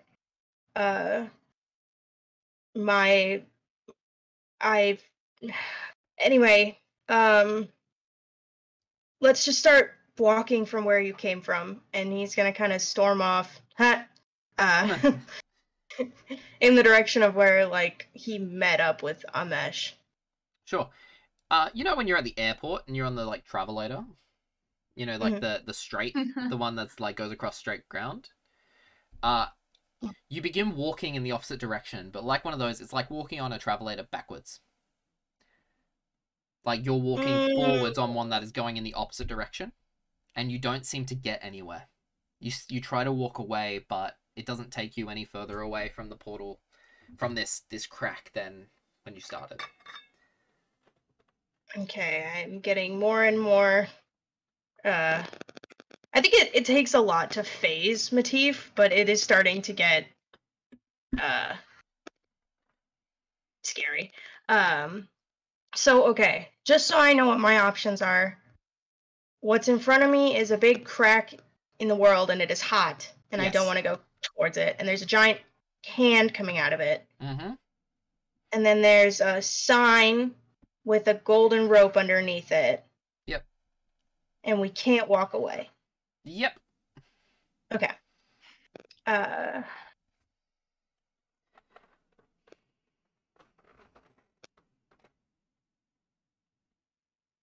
don't know if you want to cut away while I think about what I'm going to do, but it's going to take me a bit to figure that's out. fine. We don't need to cut back to everybody else until this is finished. So, Amesh walks towards you. And he's like, let me just check something real quick. What's his... Sure. Yeah. Let me just roll something for him. Oh, thank God. There's sometimes when you want an NPC to roll good because you're like, they're fucked if they don't. Oh God. And he You've been trying to get rid of Amesh for like 3 episodes now. Don't lie to me. No. I'm not intentionally. So he pulls out a piece of paper that he's basically taken a carving of the prophecy and like charcoal like rubbed it onto the paper. He's like, well, let's like read this and see if like, because that's a part of this like prophecy thing, and like you're a little bit smarter than me, so maybe like you can put some clues together. But he's like, what language is it in? You can't read it, but he reads it to you, so you now know the entire prophecy.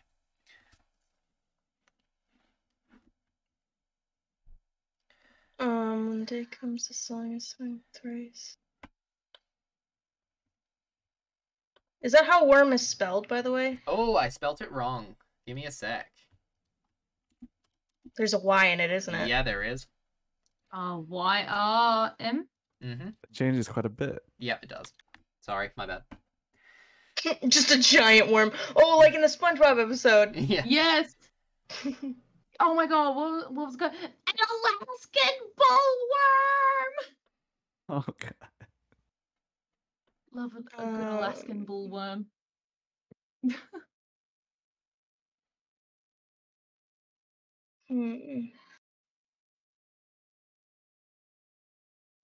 Okay, so we definitely don't want to touch that golden thing then. Sounds like a way to... Now, like, I'm not super smart or anything, right? Like, I'm just a surfer from the coast, man. I just ride the waves. But in Draconic, the word break sometimes means, like, disappear. And that, like, looks like a seal of fire. Like, if I've ever fucking seen one, man. That's fucking wild. How confident are you in this? Because I don't want to make a wrong turn here and cause... What was it? Misery and pain? Something? And... Like... Look, man. I follow the goddess Badahai. She's fucking rad. And the thing about chaos is, like, sometimes there's good and sometimes there's bad. So, this prophecy, it says like there'll be an age of misfortune and pain, but then a time of hope and love, man. Maybe it's not all bad. Some of it's good.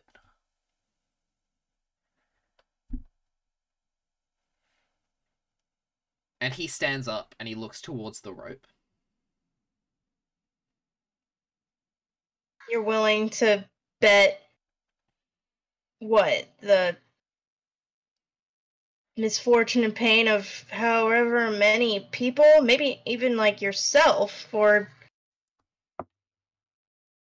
this hunch you have? He stands up and he hands you his surfboard.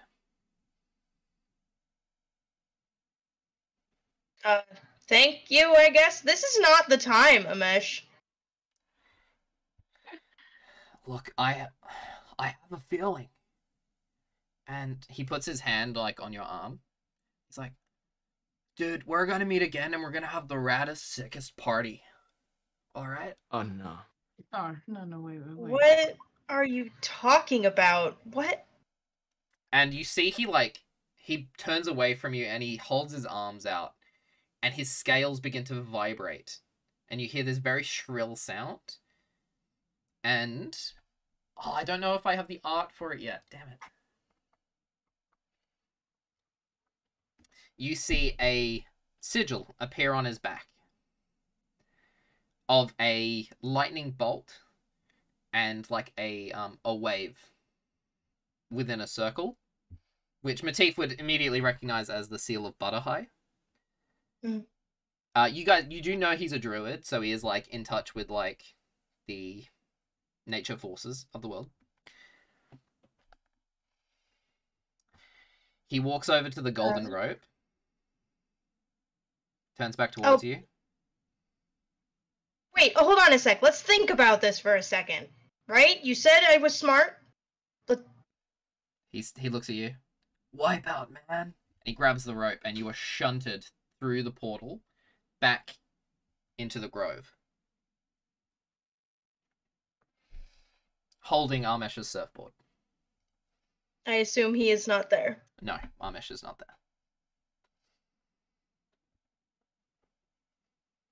there. Matif's gonna look around for him and then look back through the portal. Is it, like, closed? The portal is gone. It's disappeared. Okay. Matif. Let me just get rid of that.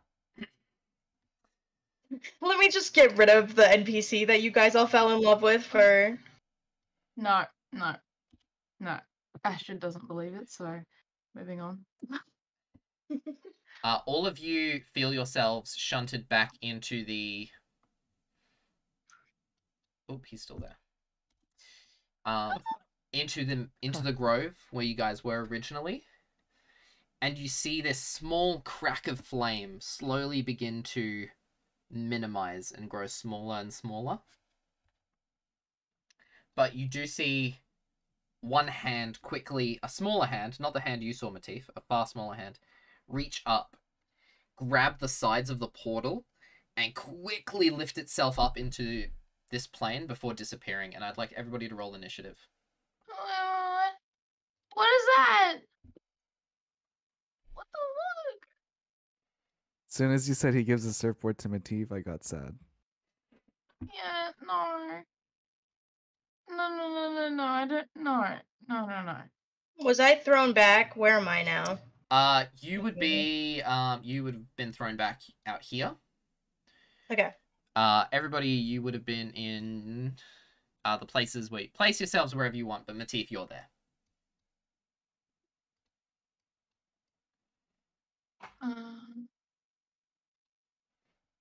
Yeah, I don't know. It's like that was a kill. Okay. Just say okay. Yep. No.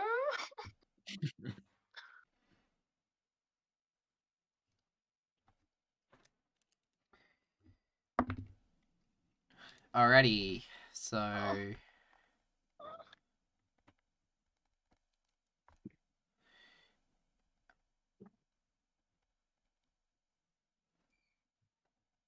Everyone, wipe away your tears. Nah. No.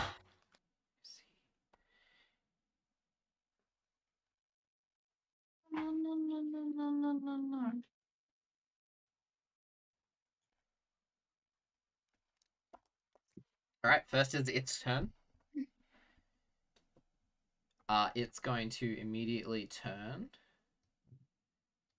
and look for the one who closed the portal. Ooh. It's going to take 2 swipes at Matif. Eh. That is a 23 to hit on the first attack. Yes. That is 9 points of damage.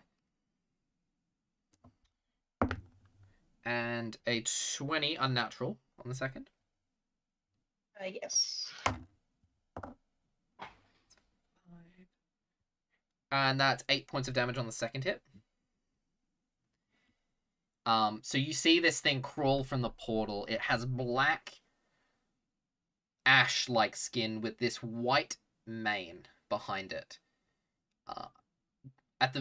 This model doesn't show, but at the very back of it, you see this scorpion-like tail rearing up from behind. So it goes in and it claws you with one hand, and its stinger whoosh, quickly jabs down and jabs you in the side, Matif. And just cough up blood. That's its turn. Emmyth. I'm depressor. I'm gonna run up.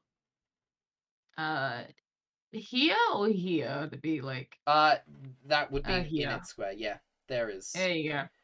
All right, cool. Oh, I can see where it's taking up like 9 squares. Yeah. I get up to it and a swipe with my rapier. Go for it. Oh, natural 20. Oh shit! Nice. Sneak attack as well, because it is engaged with Matif. Fuck yeah. Oh Jesus. Okay. Just double the total. Wait. Yeah. Oh God. Oh, it does it weirdly, because it just doubled. Jesus Christ. Wait. Maybe ignore that. I'm just gonna try. I'm gonna try. Wait. It has the critical damage on here. It says total damage sneak and attack total damage, piercing critical, sneak attack critical. Total. Okay, total. Oh God. Ignore the second one. 8, so that's 15. I was just testing to see what it would do. If Yeah, I so hit that's the damage. 31 points of damage. Oh shit! Yeah, nice. Okay. Sure.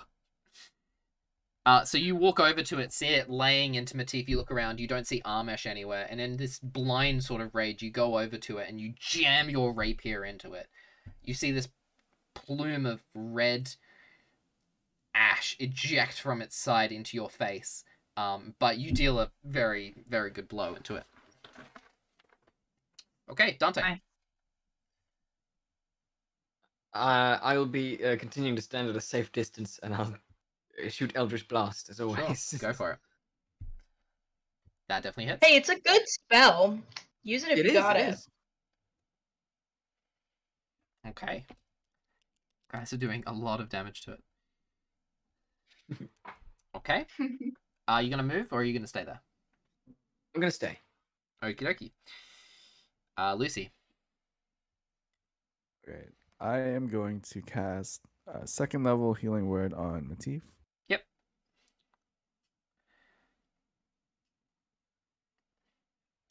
Radical.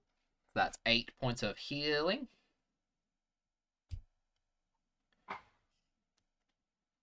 And then I'm going to move behind the monster and cast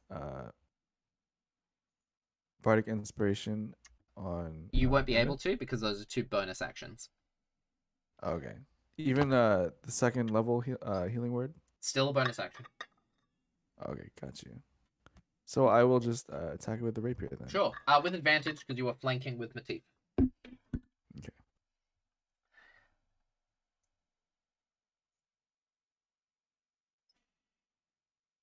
Yep, 20 definitely hits. Sweet.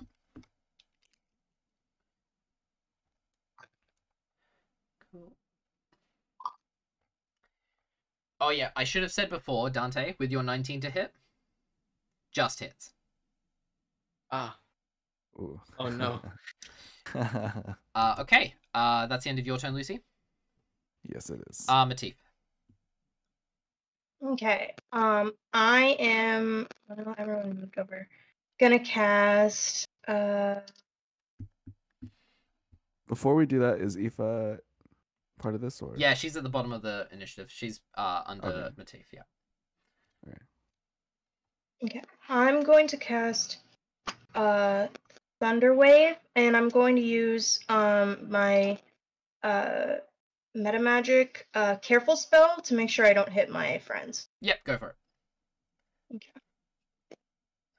I'm gonna cast it at second level. It's a Constitution saving throw. Mm-hmm. Con. Oh, that's a 16. Yeah, that makes it. It still takes half damage, I believe, though. Let me see. Failed save, it takes 2d8. Yeah. So I'll just roll that instead. Cool. Oh. Oh.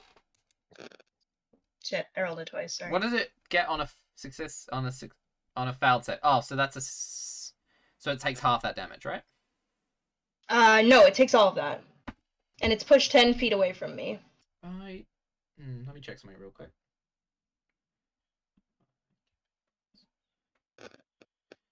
Oh, wait, on a successful save, the creature takes half. Fuck. Yeah, it takes half as much and isn't pushed. Never mind. Cool. So it'll take 5 points of damage from the 10. Actually, because I cast it at a higher level, I gotta do 3d8. Yep, sure. So just roll an extra d8. Sorry. It's all good. Shit.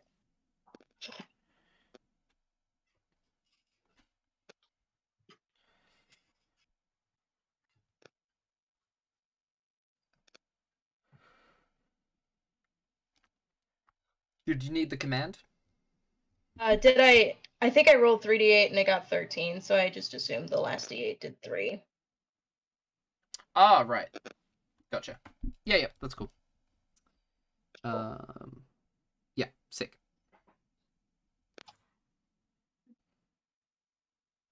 Okay, that's the end of your turn. Yeah. You're not gonna move? No, I am gonna move. I'm gonna move as far away from this motherfucker as possible. You will take an opportunity attack. Yeah, that's fine. Alright. Can I disengage first? Oh, okay. You would have had to use your action to do that. Fuck, you're right. Okay. Luckily, you only take 6 points of damage. Rolled really low. Nice. And then I'm gonna run 5, 10, 15, 20, 25, 30. I'm gonna move over here. Fair. I'm gonna hide behind this tablet thing. Cool. Now it is Eefa's turn. She's gonna run up and she's gonna go, oh guys, this looks really bad. And she's gonna do the most Eefa thing I can think of, and she's gonna cast Moonbeam. So it's a con save from the dude. Shit, that's a fail. Nice. So I believe it is a, what do you put? High cylinder. Yep. So it's basically just gonna be.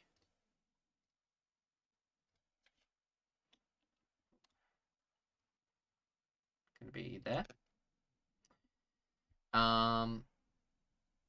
Failed, so it takes full damage, and it takes 2d10. Oh my god, clerics, man. Oh.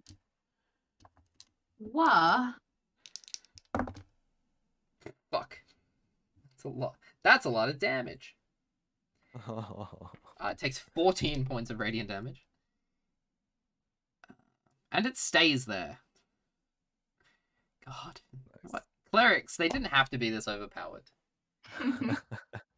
Euphemia is going to look worried. She's not going to move, but she's going to cast Eldritch Blast. And fucking miss horrifically.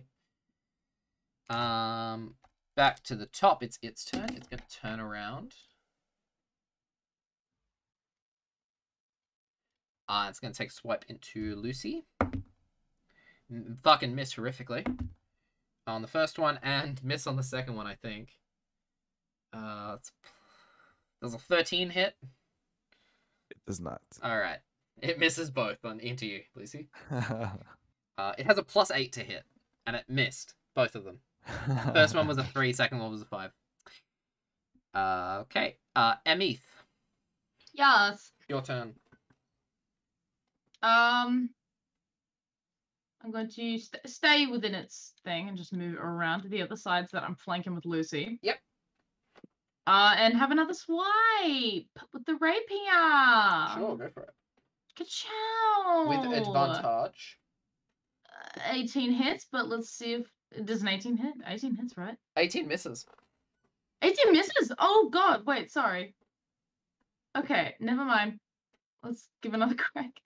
How does... You go in to stab with your rapier, but it seems to be... Its hide seems to be particularly tough. Oh, wow. Okay. Is that the end of your turn? I mean... Yes. Okay. Dante. It's an inferno, dude. Of course it is. Well, I reckon it's about time to use another Eldritch Blast. Go for it. Eldritch Blast. Ooh. Oh, and if that is magical, Oh, 19. another just 19. hits. Nice. And another 11. Holy shit, dude. Oh my god, okay. What else would you like to do? Jesus. I would actually move a bit upwards. Okay. And that is my turn. Cool. Lucy. So I will cast Hideous Laughter on the monster. Okay. And I say, I ain't good nor bad, but I sure as hell ain't ugly. Is that a charisma saving throw? It is a wisdom saving throw. Wisdom saving throw. That's still a 16. Darn. Yeah. It looks at you and it kind of like rolls its eyes.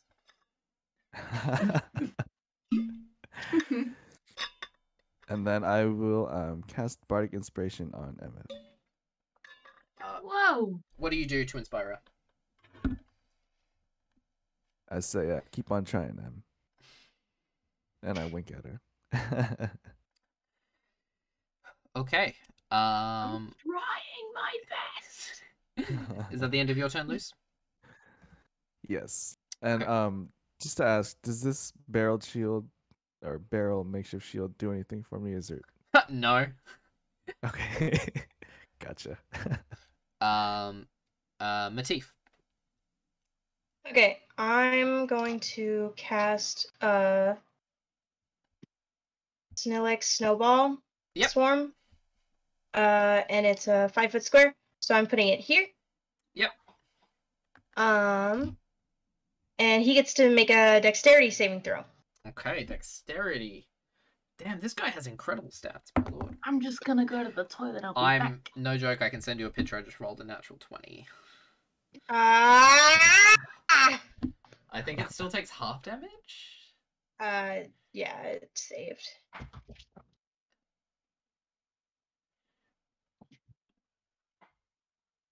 Damn. I rolled 2 6s. Fuck Oh, me. damn, dude.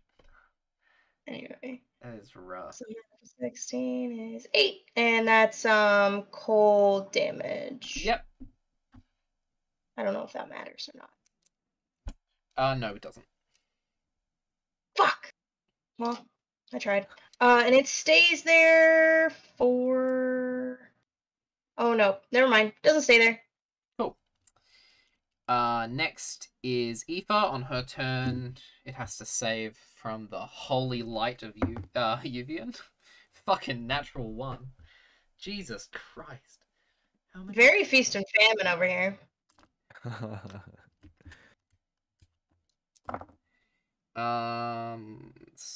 Okay, that's not as much damage. It's only 7 points of damage.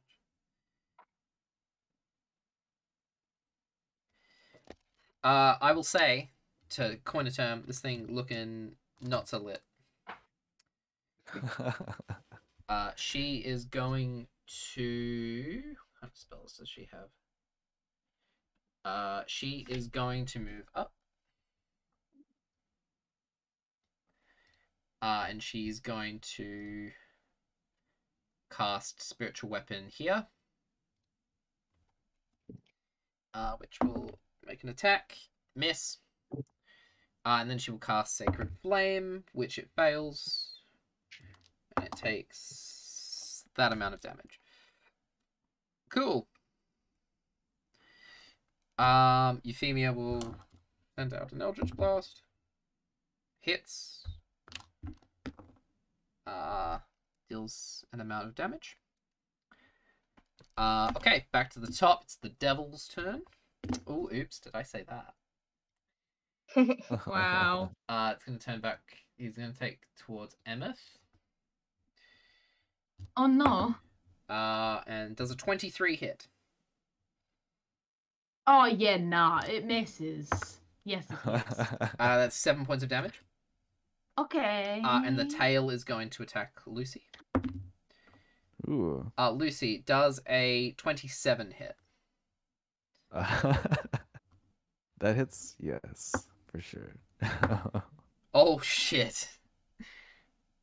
Oh boy. Oh boy. That is 20 points of damage. Oh. Its tail attack is 2d8 plus 4, and I rolled two 8s. That's rough, buddy. Imagine Wow. the shield breaks. Yeah, the shield. Shatters. You hold out the shield, and it shatters upon impact, and you feel the stinger punch into your abdomen and briefly lift you into the air for the moment before dropping you back to your feet.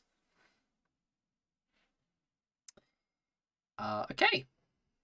After that fun, Emmyth, your turn. Oh yes. I swipe. Go for it. Also, wait, keep forgetting what Bardic's on. It's to hit, right? Mm-hmm. Okay, and that's a D4, right? D6. Okay. D6, yeah. I'll have a crack. Oh! You get to roll with advantage because you're... Okay, come on! I can't physically hit it. No, you swing with your rapier, but it's just like batting your rapier to the side Son with its of a heavy claws. Son of a bitch. Are you going to do anything, Emmyth? Nah. Okay. Dante. It's Eldritch Blast time. Okay.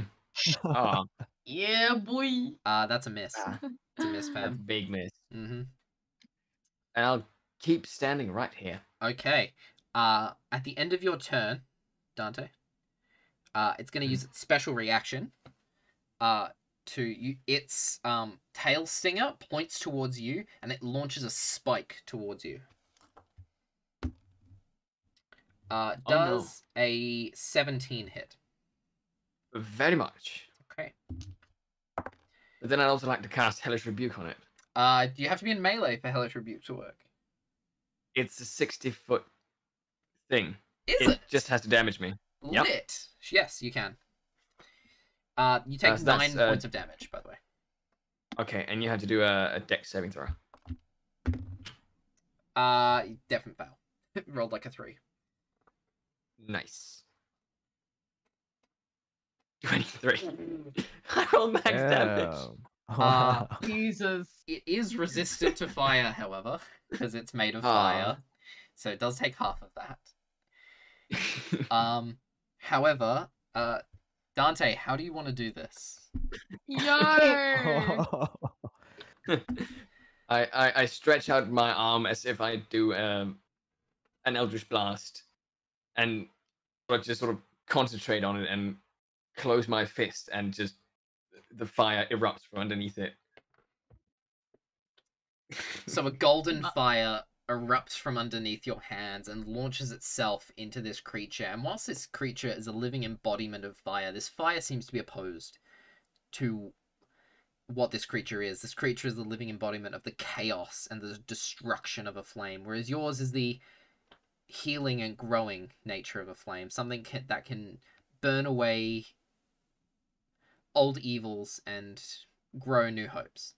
And you see it turn to ash and endgame style, Infinity War style, drift onto the wind.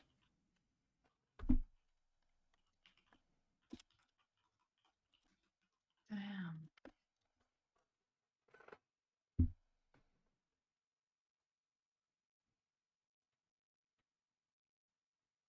Huh. Lucy's going to stare at the big hole in his gut. And he's just gonna clutch it while he bleeds. Oh, God, Lucy, Emmyth will run over to Lucy. Yeah, so will seeing Eefa. this. She'll cast Cure Wounds on you I don't. at 2nd level. Matif will also kind of stumble over, like, also not looking great. You heal 10 points you heal 10 points, Lucy.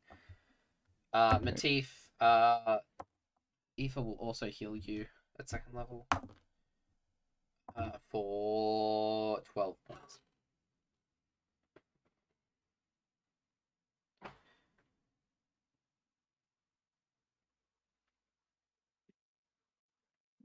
So I'm looking a lot better. So the 5 of you with this horned individual stand in this clearing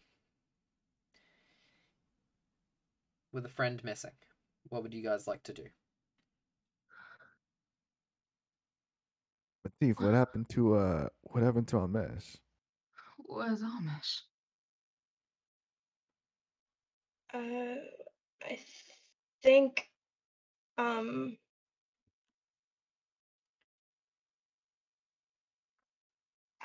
don't know. The word surrender means disappear, and there was this rope, and he touched it, and then all of a sudden he was just gone. And you let him touch that rope. What? I told him not to. I don't have control over his actions. He's a grown adult. I assume.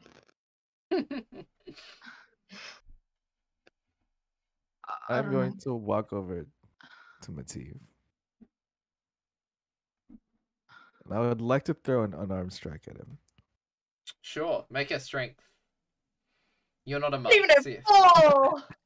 Wow. Oh fuck. Does a 12 hit? You do have mage armor on Matif. No. You throw a punch at Matif and it bounces off his magical armor. You son of a bitch. You let one friend die. I did not do anything. Yeah, you didn't do anything, and that's why he's dead. You just sat there. You don't know what I did and didn't do, so don't pretend like any of this is my fault.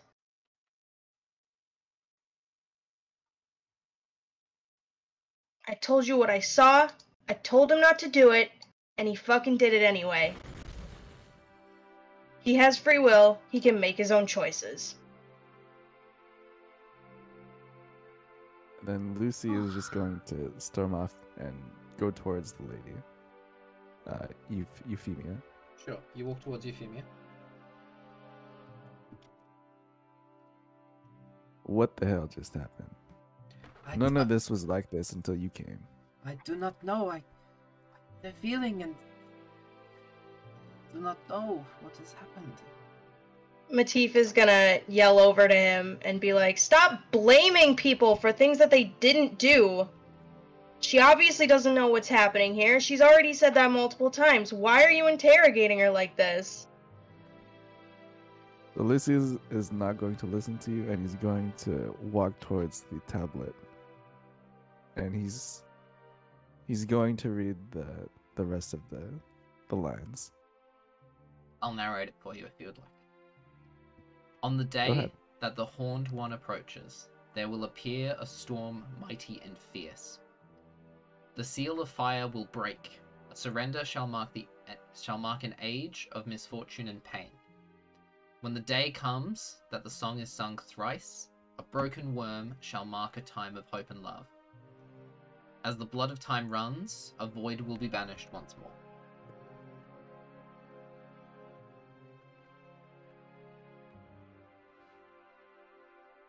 So when he says that, does anything happen around him? Make a perception check. All of you feel free to make a perception check.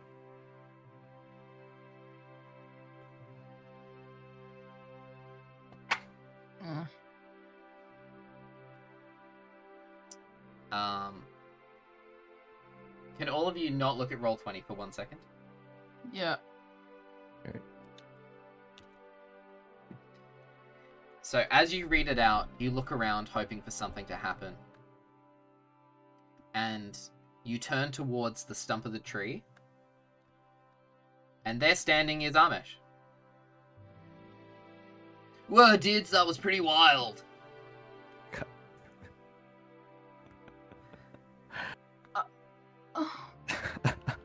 That was so freaking rad. My God. I run up to him and just kind of like stand in front of him. What?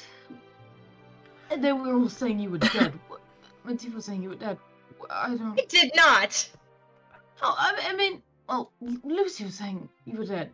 What? Look, guys, I don't know what happened in there. Like, so, like, in my culture, there's this thing with, like, a golden rope. And, like, if you're playing, like, we play these really violent games of, like, tag, right? And when you decide to give up, you, like, tie a golden, like, rope around your waist. Now, it's kind of symbolic. It's not, like, literal. And I think that was, like, a symbolic surrender. I went to surrender my life to, like, protect you guys from this weird portal with this, like, big fucking hand. Because, like, I didn't think that was, like, that wasn't juicy, man. That wasn't cool. And I was like, no. I'd rather ride the wave of the afterlife than like, let you guys suffer. Oh, gosh. So, yeah. But I think it was symbolic. Like, what did I miss, guys? Emmyth just kind of looks back around, just kind of at everyone like, you missed nothing. Yeah, Radical, can we get some more wine? Yeah, let's do that. That was what we were after. Isn't that right? Isn't that right, guys? You guys look over at Euphemia. Her mouth is just like, her jaw has just dropped. She looks so fucking confused. Lucy is probably looking the same. Especially after that. She walks over to you, Lucy. I think you have some emotional control to learn, especially when you are supporting your friends. Your friend over there, the big-eared one, pointing at Matif, obviously went through a lot of trouble in that portal, and I think you took out your anger at losing a friend onto the person who tried to help them. So I think you need to, as you would say in common, chill the fuck out. I'm gonna go to the to Liu Pai in the Diplomatica and do some research into this prophecy and see what it means. But maybe I will see you guys around. and she just awkwardly walks away, very confused. I can imagine her backing up. Yeah, she backs Not up. breaking eye contact, like, oh, what is it? It's like that, what? You know that, like, shot of Bart Simpson backing into the bush with Yeah. his eyes? She just backs. That. She backs into the forest around this clearing and just disappears.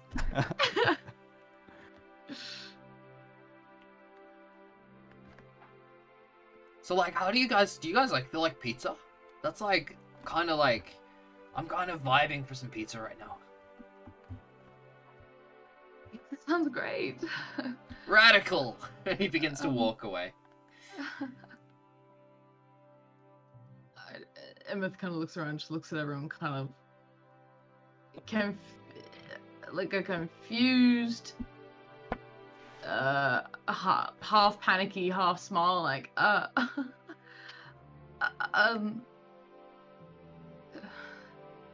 whatever. She just walks after Armesh.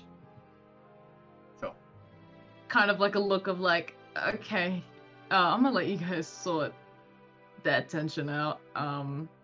I've kind of processed, oh, Armesh is dead. Wait, he's not dead. She needs a drink. Okay.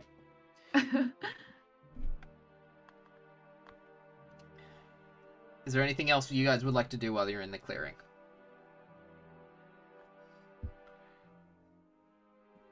What does Matif look like right now? I can't say that he hardens his stance. No, I'm kidding. I think he's very, like, he's usually pretty arrogant, but, like, at this point, like, he'll, like, steal looks over at you, and, like, I mean, he knows he's right, and, like, he didn't need you to know that he's right, but now he feels really fucking good about himself. And he'll kind of, like, walk pretty confidently behind Emmyth. Oh gosh. And, I think it's safe to say that any conversation between him and Lucy at this point, at least for today until we go to bed or whatever, is gonna be, pretty strained. And as Matif walks away, Lucy's gonna say, well, it's good to know who I can trust around here. Hey. Out of character, Yes. what does that mean? More like he knows who he can rely on and who he can't rely on. Okay. In tough situations. Oh god. Does that include Matif or not? It probably doesn't. I guess we will learn. Oh my god. Listen to our podcast on Thursday. All the secrets will be revealed. Hashtag the other side. As Hashtag the other side. 10 p.m. Australian Western Standard Time. Every Thursday. Not every Thursday. I think it's fortnightly at this point. But, anyways, hashtag the other side. So, the six of you make your way back towards the path down. Towards the cliff. Like, not the cliff, but the path leading back down the mountain. And as you guys reach the peak of the mountain, you look over the view that the height of the mountain gives you. You guys can see Vinograd off in the distance. You can see the whole of the Ghost Mountain estate, as well as the other estates off in the distance. And you also see something that makes you feel strange. Something feels wrong. Something feels... It feels like something is happening. Off in the distance, very far away, all of you see cavalry. Hundreds of people on horseback, riding basically around Vinograd, towards the border. Well, towards Steniboga.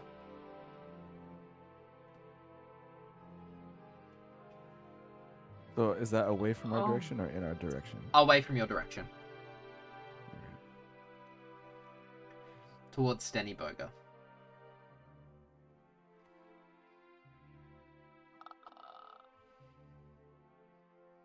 Can we make out the colors of the flags of the cavalry? Yeah, you can see the flags from here. Well, you can tell from the direction they're riding from. This is the armed cavalry of Markovia. Heavily, like, well-trained military from the capital are riding south. Lucy, you know from experience and through your background that war is brewing and it's not far. It's not far off if they've called in cavalry.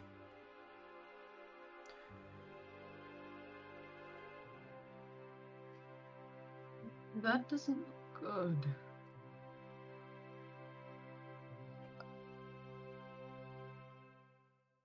Okay. Fair enough. I'm just gonna keep walking. Sure. You guys make your way down to the Ghost Mountain Estate, where you find Mario. Hey guys, how's it going? How did your trip up the mountain go? Did you solve my problem? I believe so. at this point your problem will be solved. That Or is not. That is amazing. If it is, I will act as if it is solved, and it is not. If it is not, I will just contract the next adventurers that come through looking for wine. It happens more often than you think. I have clients from all over the world. Sweet. So, your payment. And he walks over to the barn, and he brings out your cart and your donkeys, which he has already stacked with the wine. So I'm glad he has confidence in us. I anticipated your return and packed your things for a speedy return to the to Vinograd and off to wherever you are going. Appreciate that. So right here is about 1,000 gold's worth of wine, but I am a man of my word, and I will cut half of the price off. This is 500 gold worth of wine. This is the finest wine in all the land, and I do not say that with unearned confidence. You're too kind, Mario. Who's holding the money for this? I assumed it was you. What? I have cash? Well, I Oh, I assume thought- Sticky Fingers Emmyth would. Oh, well, of course. Oh, wait, who's got the bag of holding? That is Lucy. Eefa does. Oh no, Do Eefa I? does. Yeah. I thought Eefa had Eefa it. does. Yeah. Did we? We didn't chuck the money in there, did we? I can't look wherever it is. You guys have it. It's fine. Okay. We lost the money. Oh shit. Oh, God. Oh, is this the Is money that- you're looking for? And she brings over the bag of holding. Yeah, because I haven't put it in that I have the money. I've only got my personal stuff here. My personal account of money. Yeah. So I'm assuming. No, I would have held on to it. Wait, so how much money were we given again? Because I didn't put it down. 1,000. 1,000. Yeah. All right, I'll chuck the 500 to him. Ah, amazing. Well, here is 1,000 gold worth of my finest wine. And I have a gift for you as well. Thank you for solving my issue for me. Maybe one of you can put this to good use. I am not the type to get into battles anymore. I'm well past my prime. And he heads back inside his house for a moment. And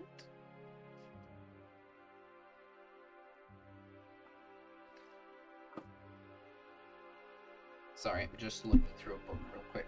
Give me a second. Need to make sure it's the right item.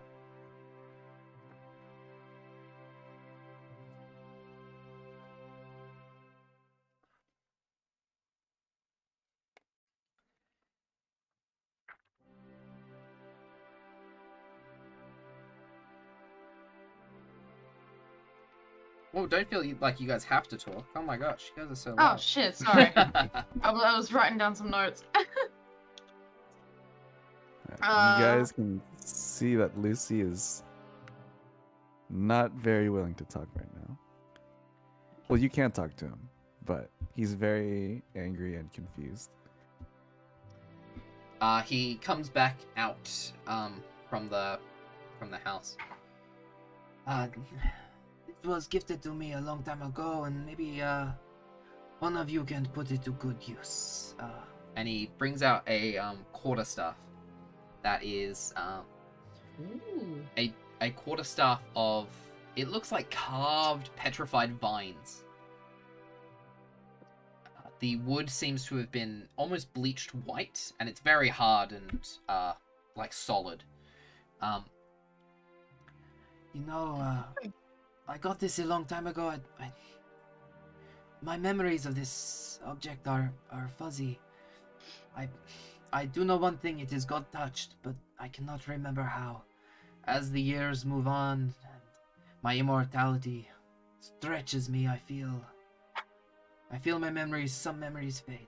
But maybe you guys can put this to good use. And he hands it to you guys. Hold on, wait a minute, what? Don't worry about it. I'm sure some of your friends will update you. Anyways, I feel you should get on your way. I have some farming to do. He heads back towards his estate. Is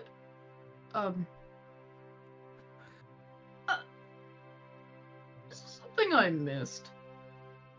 It's weird. Dante, what did you know about? What did you find out? It was Lucy and I had a chat while the rest of you were sleeping. Mm-hmm. Mm-hmm. And he's like the very, very old. Right. Hence the immortality, apparently. Yes.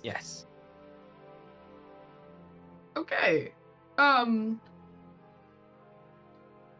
You know what? Yeah, you can tell me on the journey. Back. More details. That's a lot to take in. Just whatever. Good for him, I guess. I don't really have much use for the staff. I don't think it's not really my forte. Who wants it? Yeah, is there anything that is sort of standout, useful about it to me?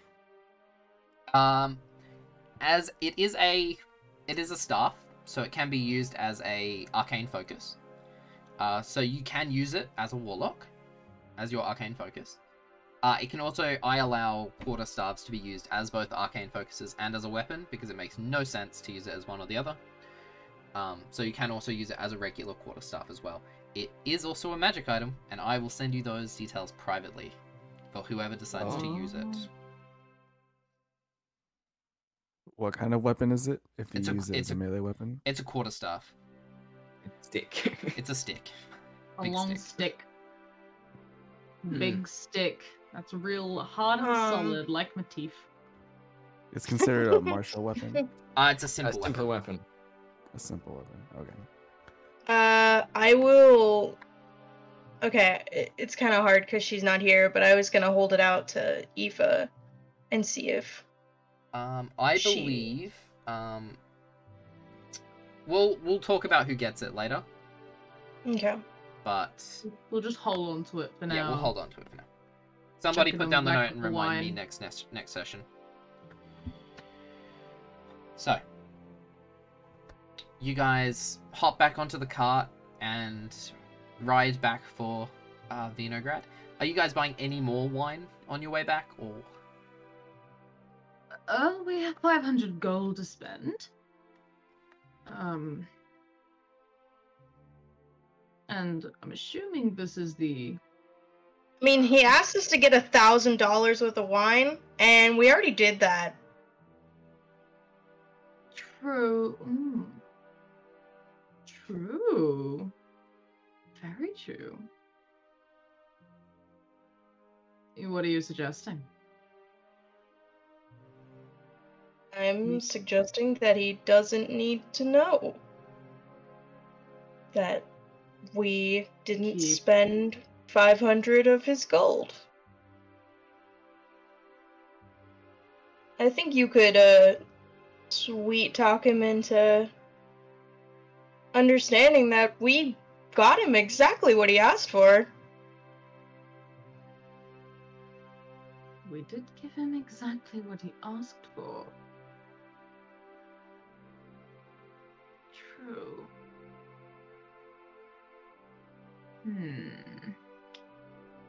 But the more we buy, the more alcohol at the party. We being to this. We're going to the party, right? You guys know that he's hosting a party. You don't know where it is or when it is. Oh. Well, on such a big job like this, of course we're going to be let into this party. Right? We should be honored guests for going to such an extent to get the wine. Don't you agree? So I am going to walk up to Eefa, who I imagine has the 500. Mm-hmm. And I'm just gonna hold out my hand as if asking for my division of the 500. She gives you 100. Okay, if you think this is the right idea. It's my Eefa impression. Didn't Emmyth have the gold? I thought it was in the back. Whatever. Emmyth has it, so you can walk up to Emmyth if you'd like. Oh. Okay. Yes. Well, I do the same to Emmyth, and I just put out my hand as if asking for the 100. But I don't say anything. Just kind of take a moment. Look up and down and just think about it. I mean, we did exactly what he asked. They give him the 100. Okay. And I'll give the rest of the 100 to everybody else, so everyone gets 100 gold. Okay. You guys divvy up the last 100 between yourselves. This could be the best idea or the worst idea. No one. Oh, we're getting fucked over for this. I hope getting everyone knows so that. fucked over, and I blame Matif 100% right now. It was Matif's idea entirely. You can literally blame Pastel. It's fine. I've had some pretty bad ideas. If you guys want to be kleptos, that's fine. That's your decision to make. All I'm saying was there was like a water elemental staff, and that looked fucking rad. So. I mean, we can always just say that if he ever finds out that we have extra gold than what we started with, we just said we did some extra work on the side. Well, we don't have more gold than we started with because we had to pay, what, 1,000 to get Matif, Lucy out of jail? Oh yeah, shit. Well, once again, he doesn't have to know about that either. Exactly. Exactly. It's not his business what we do with our money. We got him 1,000 gold worth. And that's that. Right?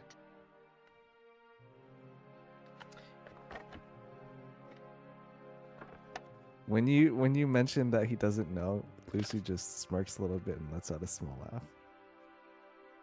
What's funny? Well, I told him about what happened. Sandras, to be in fact. I'm sorry, what? Yeah, when I sent him a letter, I told him what happened. Why? Oh, okay. Yeah, why? Why would I never you go... said we sent. Sorry, no, you go on. I never said we spent his money. I just told him I got arrested. Okay. I don't know why you would go out of your way to further lower your reputation, but fine by me if you want to do that. It'll add some life to the party, I imagine. Oh, you work in a mysterious way, Lucy. That I do. Well, I suppose we should begin to make our journey back. We finally got what we came here for. We got everything we need. As you say that, We need a way out of the city. We need a way to smuggle this out of the city. We'll find a way. as you guys discuss this, Oh, fuck. you enter back into Vinograd. At this point in the day, dark storm clouds overhead have begun to form, with thunder way off in the distance. But the vibe in the town is definitely off. There are people running from house to house, whispering something, and you hear a town crier further down the street. Ambassador Igor assassinated by our Republic. War declared. Oh, fuck. What? You just hear that on a repeat, and that's where we're gonna end tonight. What? Oh, Cliffhangers as God. always. Gotta end on those cliffhangers. Y'all thought I was gonna do it with Amish. Nah.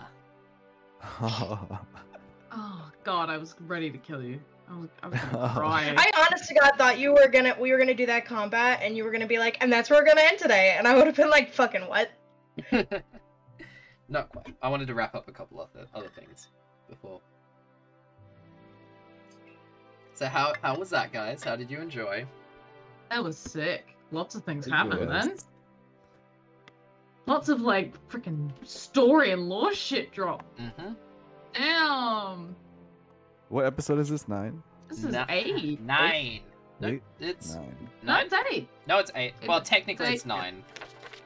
Oh, it's 8. It's 8. Yeah. 0 doesn't count.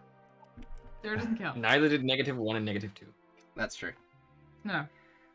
Yeah, so this is episode 8. Mm-hmm.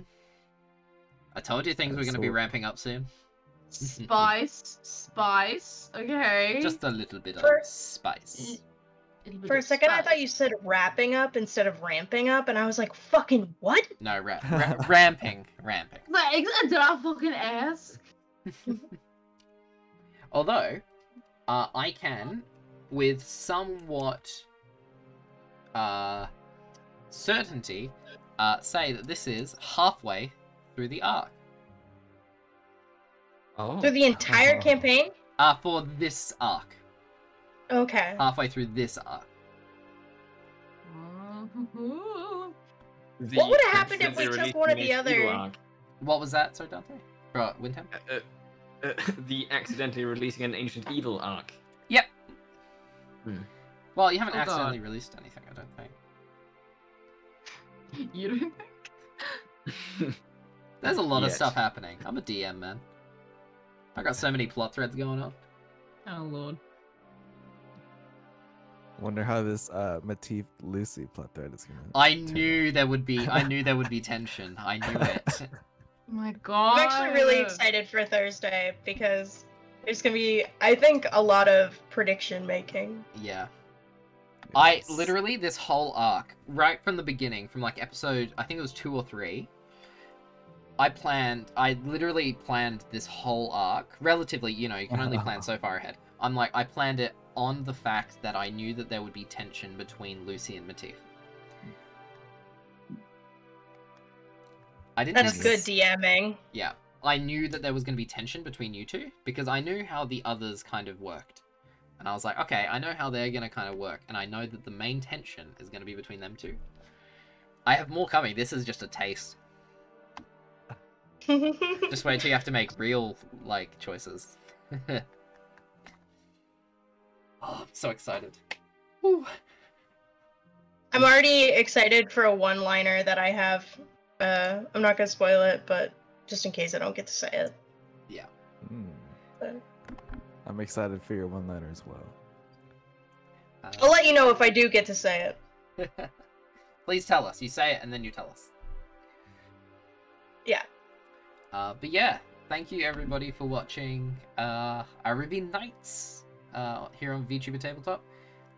We will be back on Thursday with The Other Side, our talk show, with the wonderful PastelTheSnake, Pastel, and Usubeni Yume, who they'll be discussing Matif, the Eladrin Sorcerer.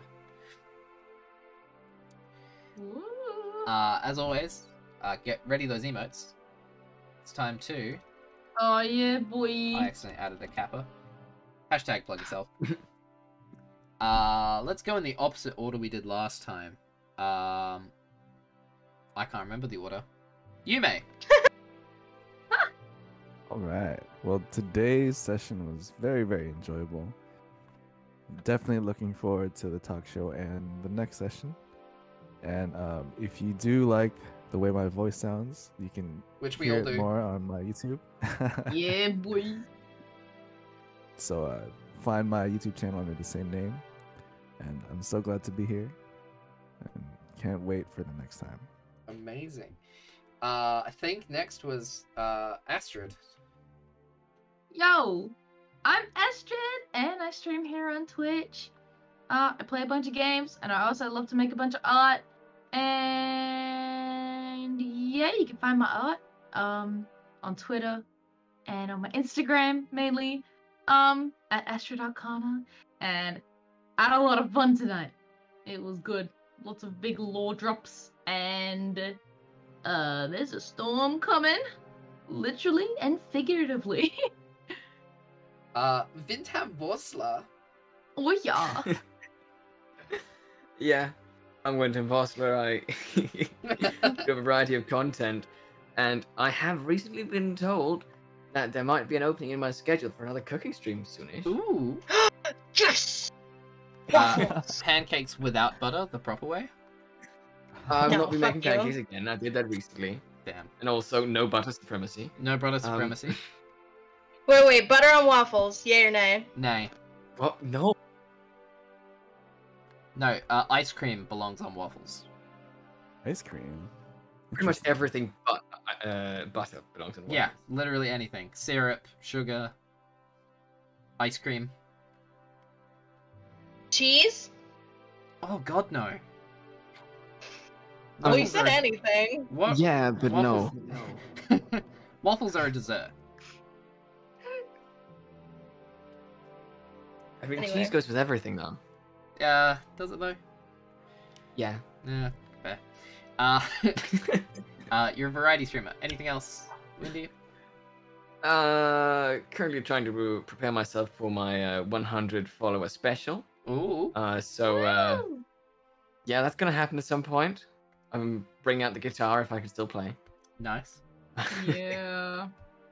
And that's about it from me. Amazing. And Pastel. Hi, I'm PastelTheSnake on both Twitter and Twitch. I'm also a variety streamer. And until the foreseeable future, I will be doing Gundam streams on Wednesdays. Ooh. And, oh my god, I just got a new Evangelion Gundam, and he's Ooh. so fucking cool. Send me Oh, I'm pictures. so excited. I will. I have to watch that. But, yeah, I'm excited for that. Amazing. And I, as always, have been Merlin the Magister, your humble dungeon wizard. You'll find me here. I sometimes appear on other channels, like my own, very occasionally.